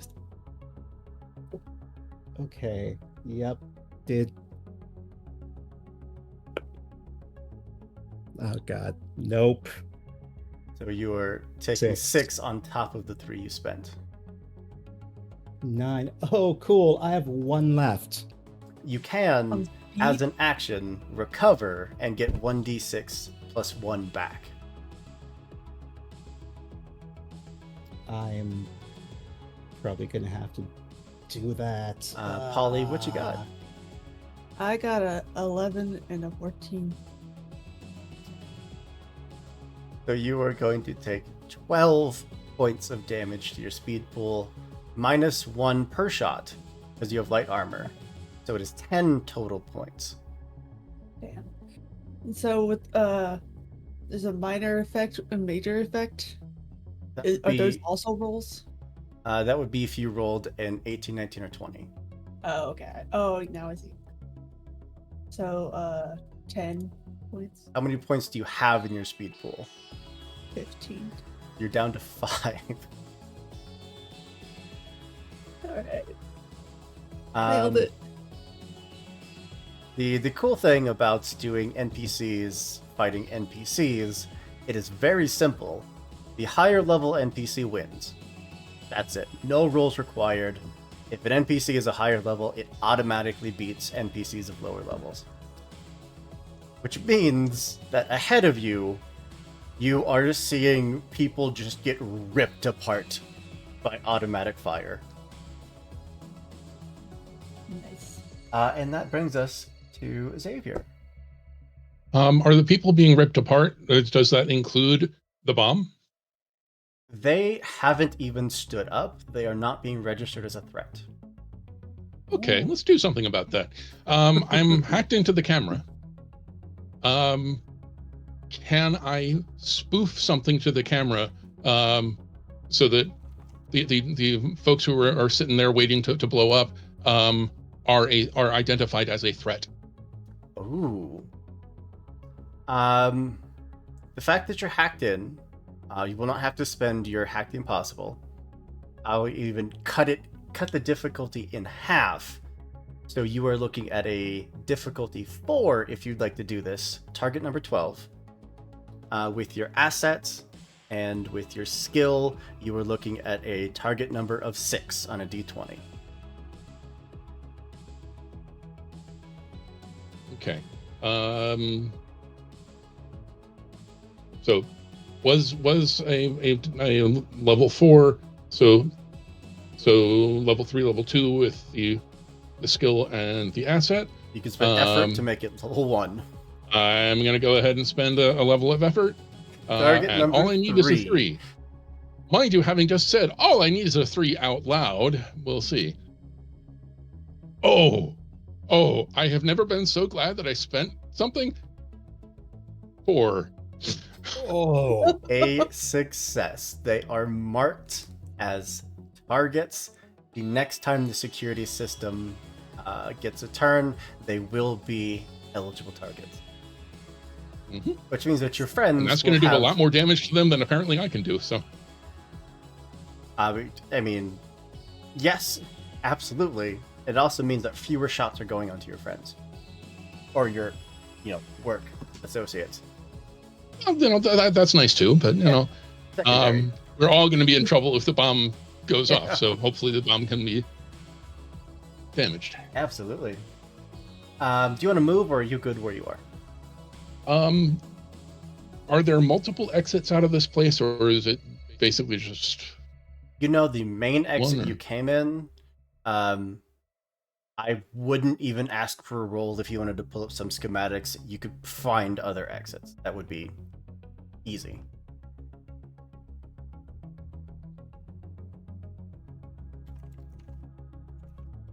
Okay.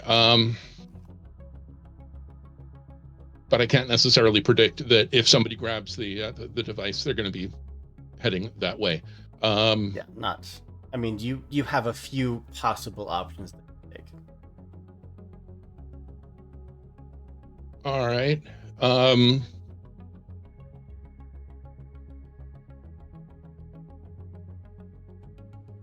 Can I head a little bit closer to the front without rushing and making myself seem aggressive? Yeah. Do I think? Okay. Just move up a few seats, yeah. Mm-hmm. On your same initiative, the agents are gonna go. I didn't actually. How many went their way? Oh, extremely few. 3 of the agents have been cut down through automatic fire. They have slightly heavier body armor than all of you, so they're able to take a little more of a punch. But I think seeing all of you starting to, the 2 of you at least, starting to rush up, and seeing the gang starting to rush up, they will simply use their turn to move up, bust through the glass, grab the device, and they're probably just going to use their action to just dash. They're just going to turn and start trying to make for, we'll say, like the eastmost exit. They're not going to get very far, considering they had to spend most of their movements to get there, get the device, and start moving. That brings us to 20, which is Lemon. Wait, did we skip Polly again? No, I'm Always last. on the very bottom. Yeah, I rolled last initiative. Oh god, I guess I'm just get a gonna big way. gonna dash towards them so they don't get away. They are within a move if you want to get to them, and you would still have your action to just start beating some Cool. ass. Yeah, I'm gonna do that. Then whoever has the thing, I'm gonna punch them right in the jaw. Yeah, absolutely. Make an attack roll. You are looking at a difficulty of 5, so target number of 15. But this is considered a light weapon, so it's automatically reduced down to 12. Excellent. I'm debating if I should use Bash or Fists of Fury. And you can spend points from your might pool if you want to ease it further. I'm gonna risk it. I say, famous last words. I'm gonna use Fists of Fury so I inflict 2 additional points of damage to my unarmed attack. Heck yeah. 12. 14. 14 absolutely hits. How much damage total? Is it just the +2? Yes, so that'd be 4 damage, because 4 fists points of are damage, yeah. considered light women. Yeah. And you can make another attack. What? Okay. Yeah. Light Okay, weapon. How does the person I punched look? Like they got punched. Cool. They're still standing, but yeah, they're probably Oh. bleeding a little from the nose. Yeah, I guess I'm gonna make this one bash. So pummeling melee attack, your attack inflicts 1 less point of damage than normal, but dazes your target for 1 round. Ooh, that'll help. Okay, so it's 12. Yep. 7. Yeah. That first hit just blindside clocks him. You go in for the second one. It's just hands up, blocking now in full just hand-to-hand combat with you. That's the end of your turn. That brings us to the hackers, who are just going to fill their clock by 1 as the bombs continue to tick down. And just left with the Viper gangs and then Polly. The Viper gangs still absolutely just recklessly spraying bullets across the entirety of this auction hall. Need all of you again to make a speed defense roll, target number 9.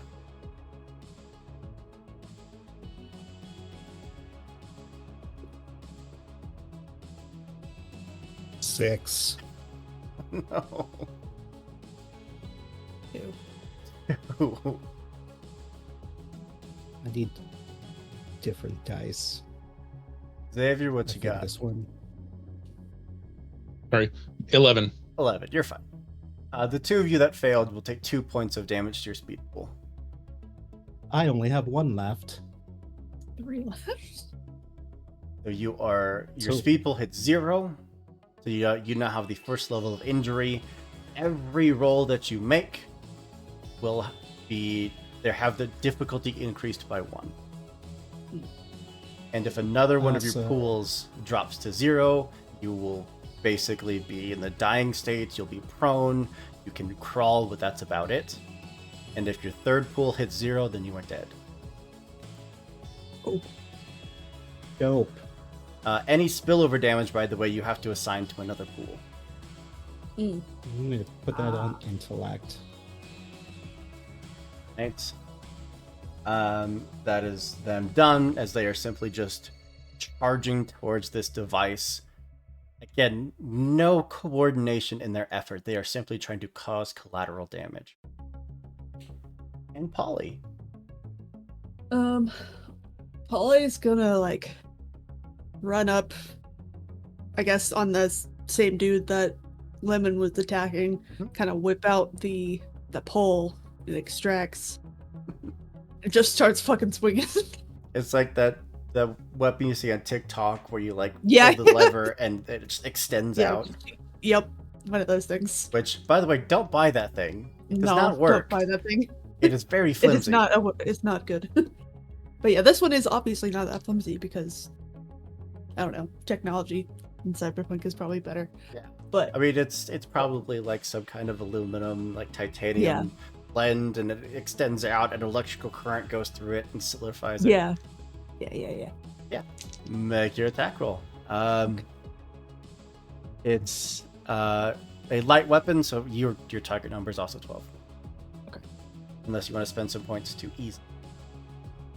Yes. Are you trained in light weapons? So it's actually down to a 9 for you. 9. Okay. 10. 10. That's a success. Do you do any additional damage, or is it just a 2? I think it's just the 2. Gotcha. Pretty sure. He is not looking great, but he's still standing. You also get another attack. Okay, I'm gonna try it again. See, Target number 9. that's 5. That hole just again connects with like the temple area, causing him to stagger backwards, but then just ducks under the second one. And I think that's it. Brings us to the top of round 3. I will warn you that the clock for the logic bomb is getting very close. There is also a clock on the security team here that is getting very close. Other than that, the rest of the clocks are fine. Top of initiative is the security team. They are going to again open fire. This time, some of their shots are going to be directed towards the hackers, which is going to be 4 of them, which will be 24 points of damage spread amongst them. Is enough to take one out, and another one is severely injured. But one of the hackers is just cut down under a hail of bullets. And that means that only 2d3 are going towards the 2 of you, which is just 2. So 1 bullet apiece. Target number 18, speed defense roll.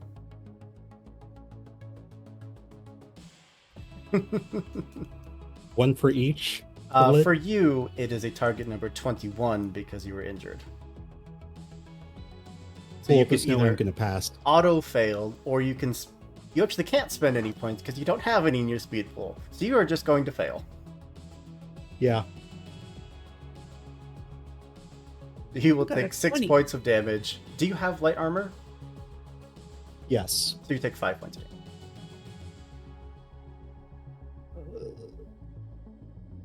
And Polly, what you got? I got a 20. 20. That is not only a success, but you get an effect. Major effect, you can take a second action this round. You get 2 actions this round. Not only do you dodge the bullets, but you were just lightning quick. As you see, Lemon is just getting shot up. Yeah.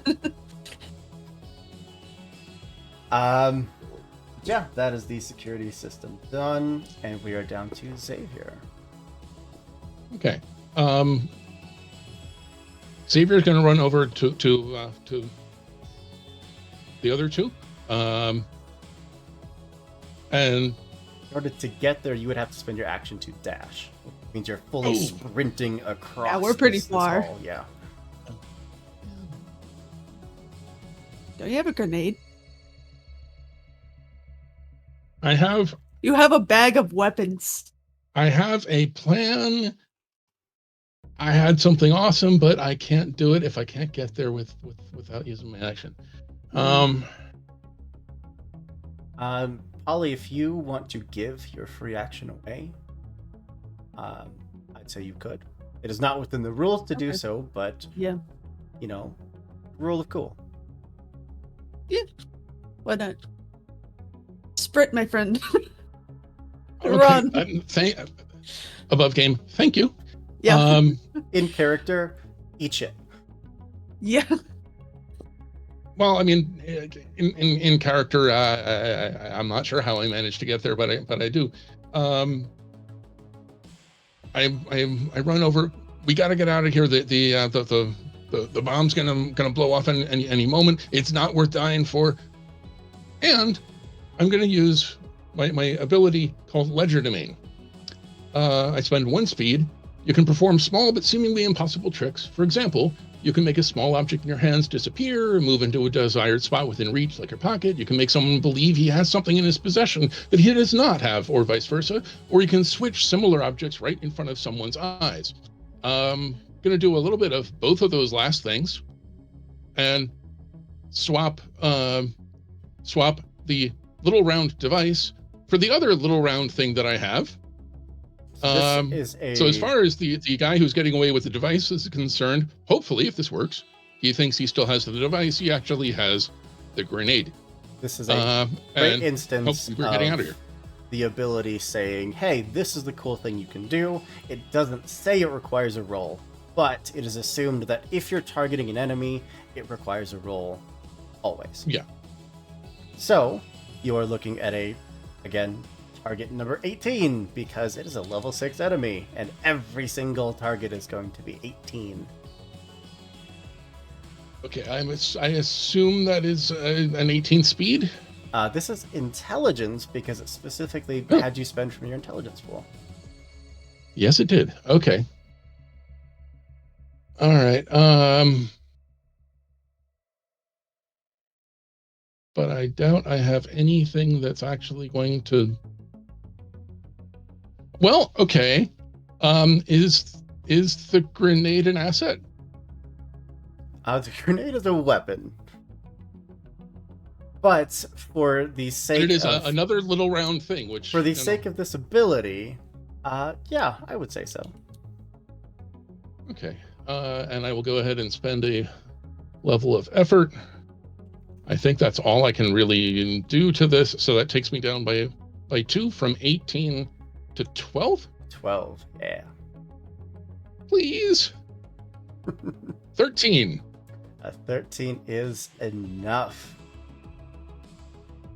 It's just a moment of you just like sprinting in the way, just enough that he kind of clips your shoulder, and it's that like pickpocket move of your hand like slipping into a pocket, but instead it's slipping like Indiana Jones just immediately. Mm-hmm. Yeah. And I think I'd like to think that my two compatriots are also distracting him by wailing on him at the time, but so it's kind of a team like effort. Mid-swing, like... I think narratively it makes sense like to sell that shoulder charge so hard that like you voluntarily just like throw yourself to the ground as if you full on just got shoulder checked. Absolutely. and he will just go sprinting past you. While you are in possession of this device, you have difficulty on every single intelligence check. It would be far, far more worse if you didn't have that firewall built. And any roll of a 1, a 2, or a 3 involved with an intelligence check is a GM intrusion, which means that bad things will automatically happen to you. Okay. Difficulty meaning Everything opposite is of ease? 1 point harder. Okay. But that was a very successful and very clever turn. Tied with you are the agents, who most of them are going to continue to run, believing that they have the device. Some of them are going to return blows onto Lemon and Polly. So I need you both to make a might defense roll, please. Against 18. 18, yeah. Okay. And if I I guess- spend from the might pool. You can spend 3 from the might pool, and that will drop it down to a 15. Okay. Same. I'll do that. Mark it up on the sheet. Okay. 3. 15. 15. Yes, 19. 16. Did you spend the 3 points? Mm-hmm. So both succeeding, both managing to dodge the blows that are aimed towards your head. But they are not staying to engage in a prolonged combat with you. They are going. That brings us to 20, which is 7. Okay, so is the plan to just keep running? I mean, as far as you have seen, they are getting away. Yeah, because we wouldn't be able to see what Xavier did. Not with a success like that. Okay. Is Xavier able to like signal to us like, hey, duders, don't go? I mean, that's what I said out loud. So whether you take that as an actual... I mean, you heard run. The bomb's gonna go off. We need to run. Oh, okay. Then yeah, I guess I'm running. You are hobbling along, but you are sprinting away. That brings us to the gang, who are not only rapidly running out of targets, they're running out of members who can shoot people. Lemon, you ran. I'm going to say that you're not close enough to take a shot. Xavier, you are prone on the ground. You are also not close enough to take a shot. So, Polly. Yeah. I need you to make 2 speed defense rolls, please. Difficulty Okay. 18. Alrighty. Oh, sorry, no, difficulty 9. 9. Okay. Big difference. Okay. Yeah. Oh. Ugh. It's a 1. That is not only a fail, but that is a GM intrusion. Can nobody donate? Someone please donate. Paula's gonna die. Someone please donate. So you are taking. Can I donate? Ollie give you +1, Ollie. which you, would Holly. make it a 2. Well, Fail, I mean, it's still a fail. but Fail's it's not a GM intrusion, Oh, okay. which is good news for you. Yeah, I'll take that. And you have 1 more to make. Oh, And you have damn. a hero point. Damn. Thank you, Holly. I love you. So I roll again. Well, I mean, you have another bullet to dodge. Oh, okay. So I'll wait. Okay, let me see about this other bullet. 16. Okay, yeah. Okay. I mean, this is not nearly as bad. This is a 2 damage bullet. Okay. So it's 1 damage after your armor. Okay. For my speed. Yep. pool? Okay. I'm down to 2. But yeah, that is then done. Polly, you were last in it. So all the people that thought they had the thing are just running, and they're essentially out of my reach, aren't they? If you sprint, you could catch up to them. Basically, if you spend your action to dash, you could catch up. But otherwise, yeah. I think Polly would know when she would lose a fight, or essentially lose. She knows she lost the bet with fucking what's his face. What was his name? It wasn't Steele. It was the other guy. Yeah, Steel is the security officer. You're looking for Striker. Striker, Would-be heroes. Thank you so much for the raid. Thank you for sharing your community with us. We heckin' love ya. We're playing some Cypher system in a cyberpunk setting, or cypherpunk. Well, I did not come up with that.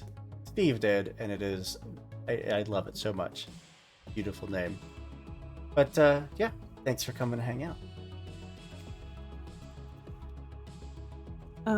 Let's see. So yeah, I think Polly's gonna back off. Like, they're tempted to just kind of chuck the pole arm to the side, but they don't want to lose it, so they just kind of smash it against the ground, and then it kind of collapses back into itself. Mm-hmm. And then she like turns to Xavier, or like, is there anyone around near? Probably no one. Not really. Not at the moment. Okay. Yeah, that's fine. She would like to smash some head-ins, but there's no one. So, I guess she's gonna look to an exit and be like, "All right, let's go." Are you picking? Yeah, are if you want helping him up? to spend your action to dash, you wouldn't get as far as Lemon, but you could spend part of that to pick up Xavier. Okay, yeah, I'll do that. All right, Tech Boy, let's go. I think I can safely bring us out of initiative. Yes. Barely survive. As what does this grenade do that you just jammed into the hands of these individuals?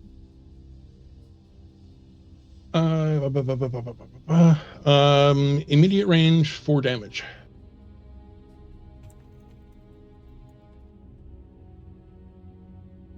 I mean, enough of them have taken bullet wounds that I feel like even as you're getting up to run, you've just kind of been like counting in your head, like counting the timer down, and then you know when you hear this explosion go off, very muffled, through the doorway that you just saw them run through. You're like, okay, now we can go. As you shoulder check the door, it goes flying open, and you see blood and gore splattered. The few, survivors are still kind of suffering the concussive effects, all bleeding, but many of them are alive. And the three of you are free to just continue running if you like. Yeah, we're booking it. Yeah. Or I feel like Polly would try to like stop to try to get whatever, or to search for the artifact or whatever that she thinks that they still have, but might be like just fucking dragged away. Mm-hmm. You'd step out into the streets, now dark. Though it's a little strange because you got here, midday. You don't feel like you've been in there for hours upon hours, but you are stepping out into the streets. The cool night air hits you. Lost quite a bit of time in there without realizing it. And then there is a crack in the air. It is not an explosion that hits you physically. More like it just tries to rip your mind in half. You are sheltered thanks to the protective, structure of the auction house from a vast majority of this explosion. Had you been inside, it would have done 20 points of intelligence damage and automatically dropped you down 1 damage level in addition to the 20. Oof. Out here, Oh, man. you can make an intelligence defense roll Alright.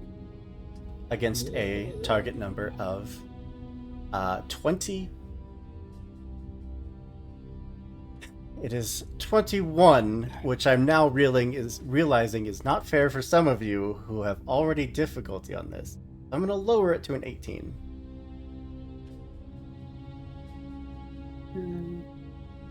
I'm gonna. Does a spend- defense roll count as an intelligence check? It does not. Okay. The difficulty of any intellect defense task is increased by 1 step. So, Lemon, instead of a target number 18, you have a target number of 24. Yeah, I'm not passing. Sorry, buddy. So I can spend 3 points to. Oh damn! 3 points to lower it. Or can it not All-American lower it? Shit Show. Love your name, first off. Second of all, thank you for the gift subs. We love you so very much. That was very, very generous of you. And I believe, because I don't remember if that's your Twitch name or not, but I think that's my brother. Oh, Cool. So thank you very much. Love you, bro. If you're not my brother, then you are now, so welcome. You've earned it.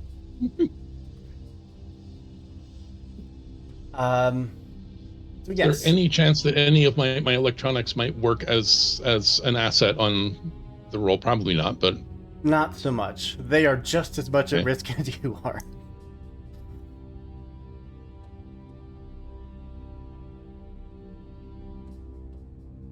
So I'm spending 3 to lower it. Lower it down to a 15. Yeah. 14. You rolled a 14. Mm-hmm. ooh. Okay, yeah, that's a 10. So unfortunately, all of you did fail. Yeah. It is going to bring you down 1 damage step. Which for the two of you, for Xavier and Polly, this just means that you are now injured. All of your checks now have difficulty. But as this bomb explodes, you would see Levin just start to reach for your head and then just collapse to the ground. We're not dead, so how much? but you are unconscious. How much damage do I take None. It just brings you down 1 damage step. It's not for the the intellect? Yep. What? No, for just in general, you have 3 damage states. You were down 1 because you lost your speed pool at 0, and you're down another 1 because of the effect of the bomb. Your speed pool is not affected at all. It is still right where it was. Okay. But you are considered unconscious on the ground. Okay. Cool. And that's the point where Polly and Xavier. I suppose, Xavier, first off, you have the device. Are you letting anyone know?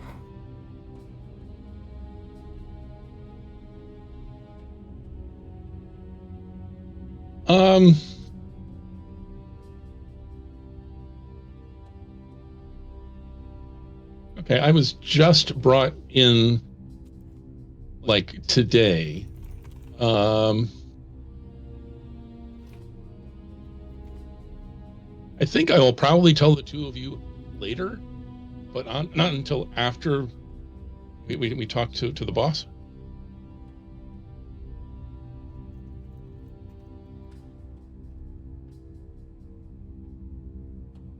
Then the two of you both have a moment where you were seeing one of yours on the ground, unconscious or dead, unknown at the moment.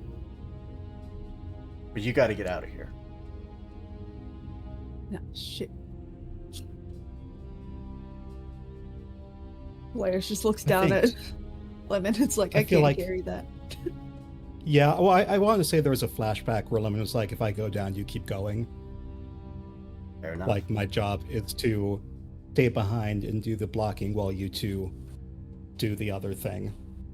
They pay me the big bucks for. Yeah. I knew what I was getting into. Then Written in blood by my finger, it just says, go. With my No. last bit of strength, I wrote it. what's the plan, Polly? We're heading the fuck out of here. We're turning, sprinting off. Yep. All right. And I think we can do a little bit of fast forwarding, a bit of time jump, as blocks, like 2-3 city blocks in radius of this explosion. All the power has shut down. Cars have just stalled. Buildings have gone completely dark. For possibly the first time since any of you got to this city, there's a chunk where it is truly dark in the street. No neon glow, there's no headlights. It is dark. And you can run.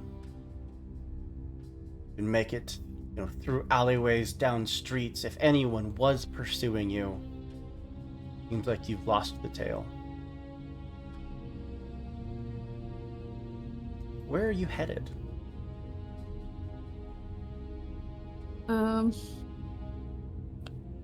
Well, Polly thinks that they failed. So Polly wants to, I don't know, regroup or get their head on straight. Probably head to their apartment. Xavier?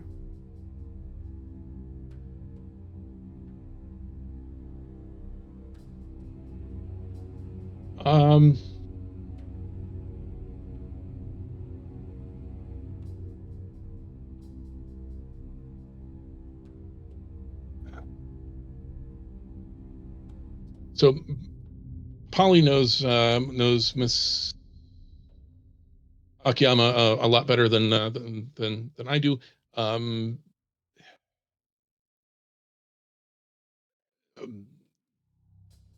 Is does she take failure well? I guess is what I'm trying to ask. No. Or do we need to run? We need to run. Well, we need to fucking regroup to get supplies, and then we run. Wait, but don't we have the thing? So did we fail? Polly doesn't As know far that. as Polly's concerned, you failed. Yeah.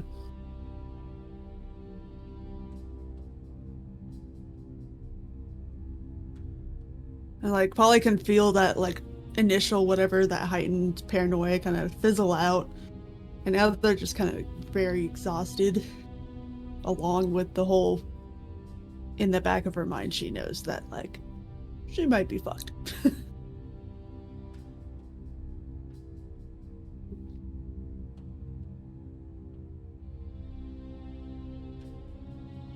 And then she turns to Xavier. She's like, listen, I'm going back to my apartment.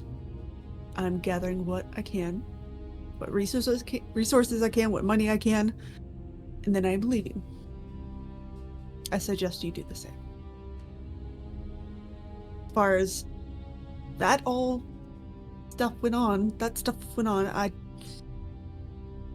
we can't go back to Sakura Industries with that. They probably already know what happened.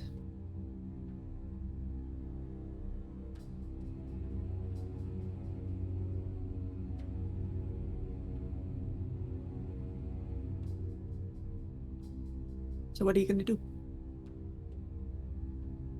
Mm.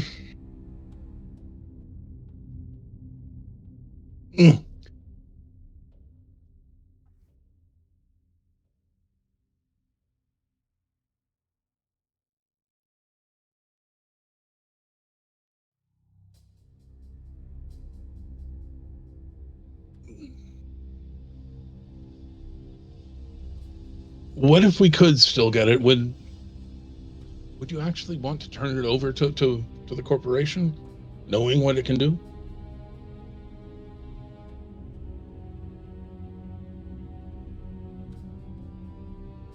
Honestly, yes. Because they might as well do the same thing that damn thing could do to us if we don't. They have the money. You saw the numbers I was putting in that system to get that device.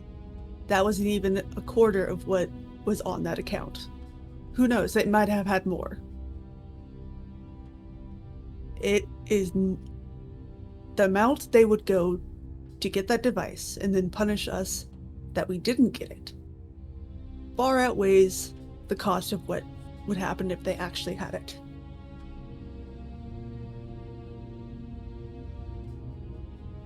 But we don't have it. Unless you have a lead to where it is. Or... Because I couldn't see where it was. I didn't... With all those bodies and all those people, it could have just dematerialized. Who knows? But I think running would be the best option now.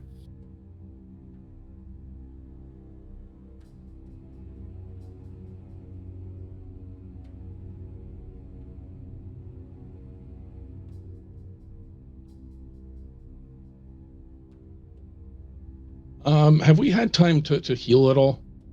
You can spend one action, basically like 10 seconds, to heal 1d6 plus 1. Okay. And the two of you have been stopped and talking long enough that if you wanted to spend that healing, then yeah, absolutely. All right. We just add that to any pool. Yep, and you can split it amongst your pools if you'd like. Okay. You could put it all in one pool, entirely up to you. Put it back to my movement pool. So Xavier looks around, thinking about the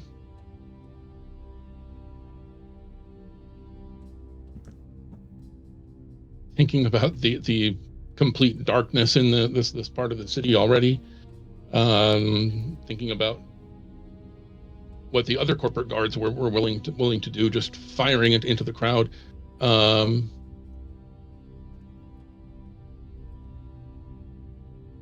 have an ability called Erase Memories. Okay. I would very much like Polly to forget that we ever had that part of the conversation.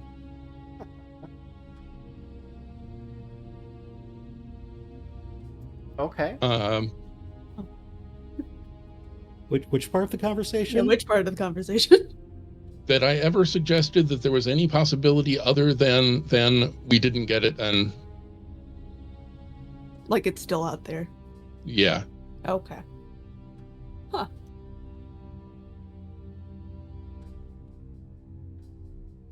And I'd like so first of all, I don't know if there's probably a role associated with that to see whether that actually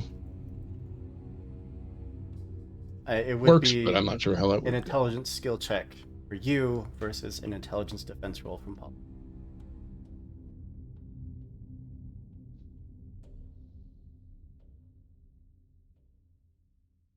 And holding the device, you are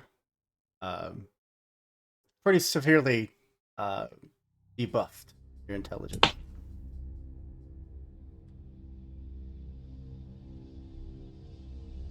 Yeah.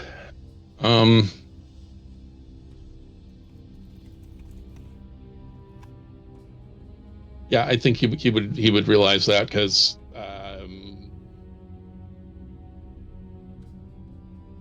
there's no way that's likely to be successful.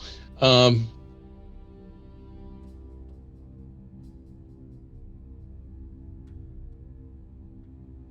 I guess he lets it hang as a hypothetical. What would we have done if?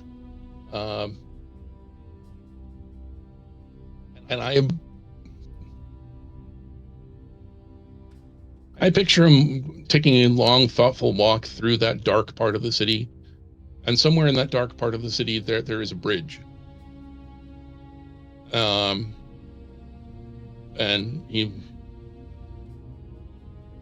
thinks long and hard about it and drops the device into the water, and it slowly starts to sink. Gonna Harry Potter this. Something like that. I was thinking more Titanic, but yeah. Titanic, Lord of the Rings, Do-do-do-do. The Mask. Take your pick. Mhm. Whatever it is, device is dropped. Sinks and flows along the current of water, the artificial current, but current nonetheless. Who knows where it'll end up? Who knows who or if anyone will ever find it again? But it is gone. And I think we can do a little bit of just where they are now. We'll start with Xavier. After you dropped this thing, what did you do?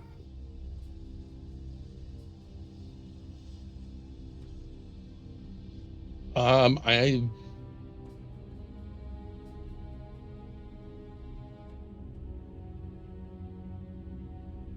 yeah, I think Polly was right. We need to run. He's I'm not sure he has a very well defined plan. Just walking off into the darkness is, I think, the last we see. For now. Mhm. Maybe the last people see of a physical presence, but once you're online, you become far more capable than any physical body could. Ollie. Your plan to just pack up and get out of the city, I assume that's still in effect. Yeah. As you are, rummaging, getting to your apartments, grabbing whatever you can, turning, and sprinting back out in the street, ready to just go. You'd hear the, screech of tires just come zipping up to the road next to you, feel hands grab onto you and pull you in, and then just kind of disappear in dark streets. Where you'd hear the familiar voice who won the bet against you because, well, technically you didn't win.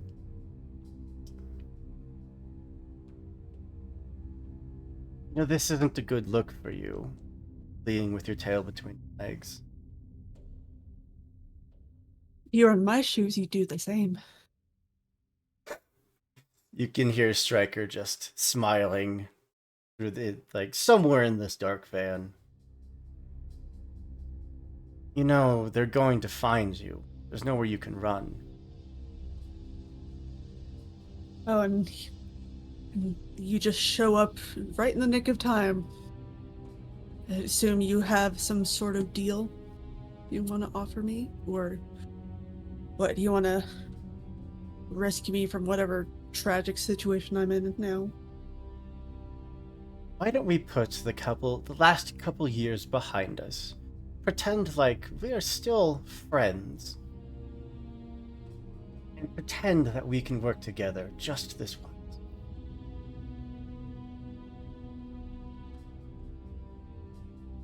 For how long? Until there aren't assassins coming after you to claim your head. That might be a good while. Are you sure you're up to babysit? I can handle it. But you're going to owe me. I always do. I always owe someone. Might as well be me then. Welcome Better you aboard. than her. Thanks. And the van will take off through the night, eventually turning off, taking a down ramp into a parking structure. Where Polly is also probably not seen again for a long while. Not. And that brings us to our faithful brawler, Lemon. There are three options here. Either he died, Mhm.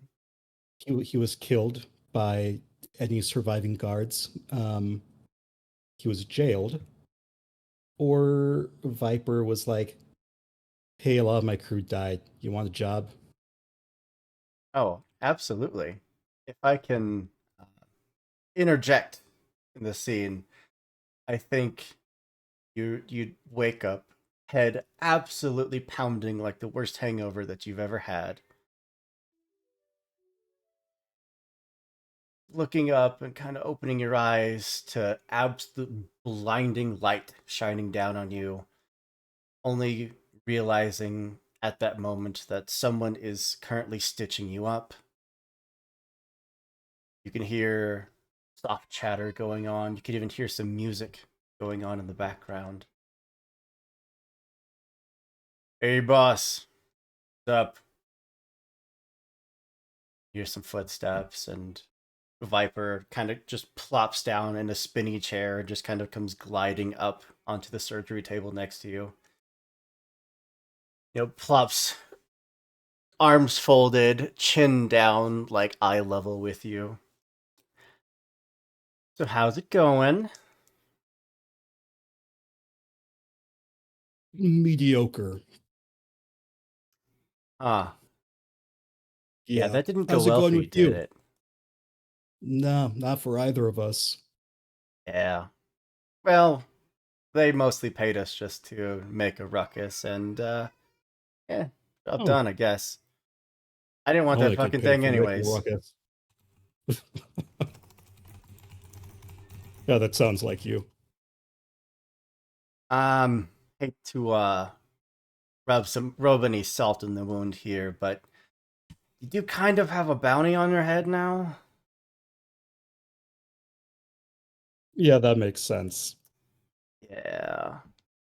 Yeah, But luckily you got us. And they like flip a switch and that light cuts off, and you can see that you're surrounded by surgical equipment.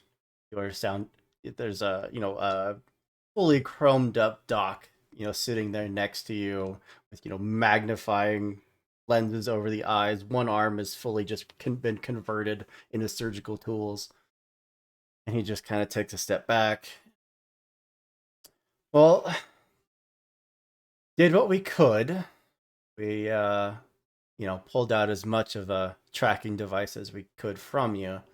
It should keep you safe for a little bit, but you're gonna need help unless you want to take two steps out of this place and eat a bullet. mm, no, I'd prefer not to. Yeah, my choice.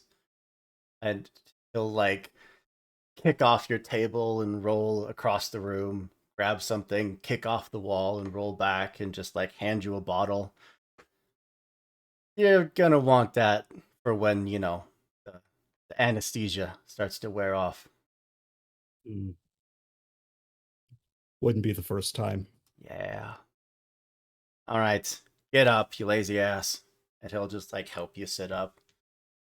Ugh. Ugh. Yeah. All right, boss. What's Boss, I like my that. first assignment gonna be? Um, heal, you dumbass. I don't even know if you can walk right now. I'm sure if I try hard enough. Some cots in the back. We'll bring you some food.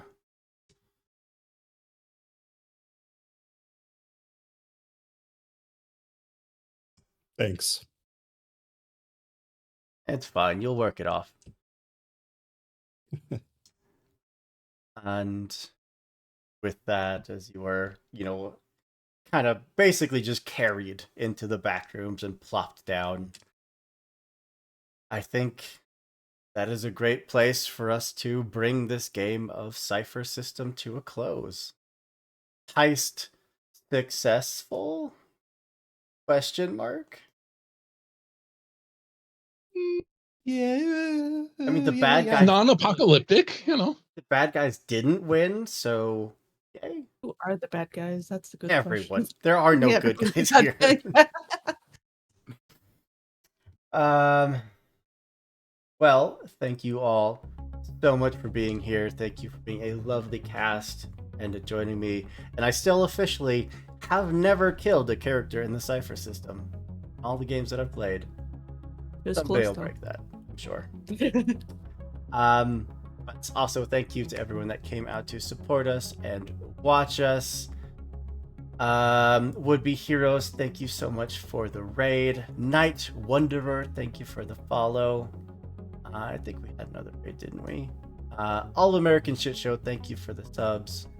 We love you all so much. You're amazing. But before we go, I do want to go around, let everyone tell you who they are, where you can find them, and then we will get out of your hair. First up, why don't we go the same order we did intros, which means the first up is Steve. I am Steve. You can find me on the socials as Tall Halfling, on Threads as Tall Halfling RPG. We just recently, last week, did a straight to VOD Barkeep on the Borderlands adventure here on Lost Caravan. It's so good. So if you watch on Twitch, you can go and find something you haven't seen yet. I'll be back again on Tuesday for Something Is Wrong with the Chicken, with the Chickens, where I'll be playing a mercenary duck. Been a pleasure. I look forward to being back. Yeah. Thanks. And over to Mika. Hey, I'm Mika. I do things. You can find me over on Threads as Mika_Macintosh.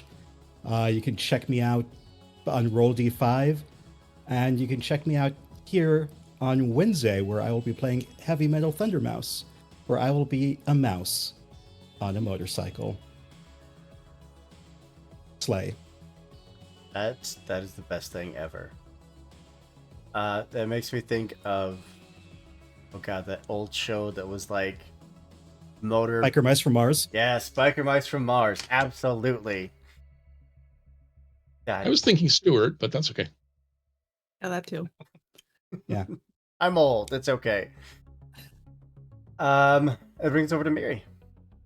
Hi, I'm Miri, or Mirandemia, however you want to pronounce it. It's both correct. I will also be joining Mika in the Thunder Mouse over on the 6th. I will be English Mouse riding a motorcycle. So true Stuart It's Little. gonna be fun. Yeah, it's gonna be fun. And then I think at the end of the month, end of the month, I think there's gonna be Honey Heist. I believe I might be a part of. I forget, but that's gonna be fun, and I can't wait to look at the rest of the charity streams all week.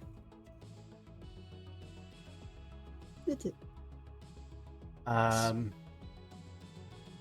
Yeah. I completely lost my train of thought there for a moment. I'm Andrew, your storyteller for tonight's game, and for most games around here. Although, like I said, you're going to see a bunch of friendly faces behind the GM's chair in the coming week, because we have a charity week coming up very, very soon, starting tomorrow, actually. And yeah, come hang out, come support the awesome people, the awesome nerds that are going to be on the various streams. These games are all adorable. I am so excited to see them. But yeah, that's it. If you want to come roll some dice with us, of course, we do have a Discord, which you can find below. That big old button says Discord. It is where we post things like casting calls, which we do monthly, where we post our schedules, and where we just generally hang out and be giant nerds. That is all I have for tonight.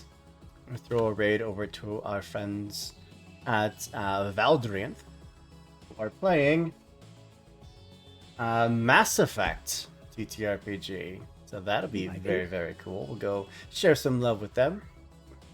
But until then, as always, be good people, do good things, and we'll see you next time. Bye, everybody.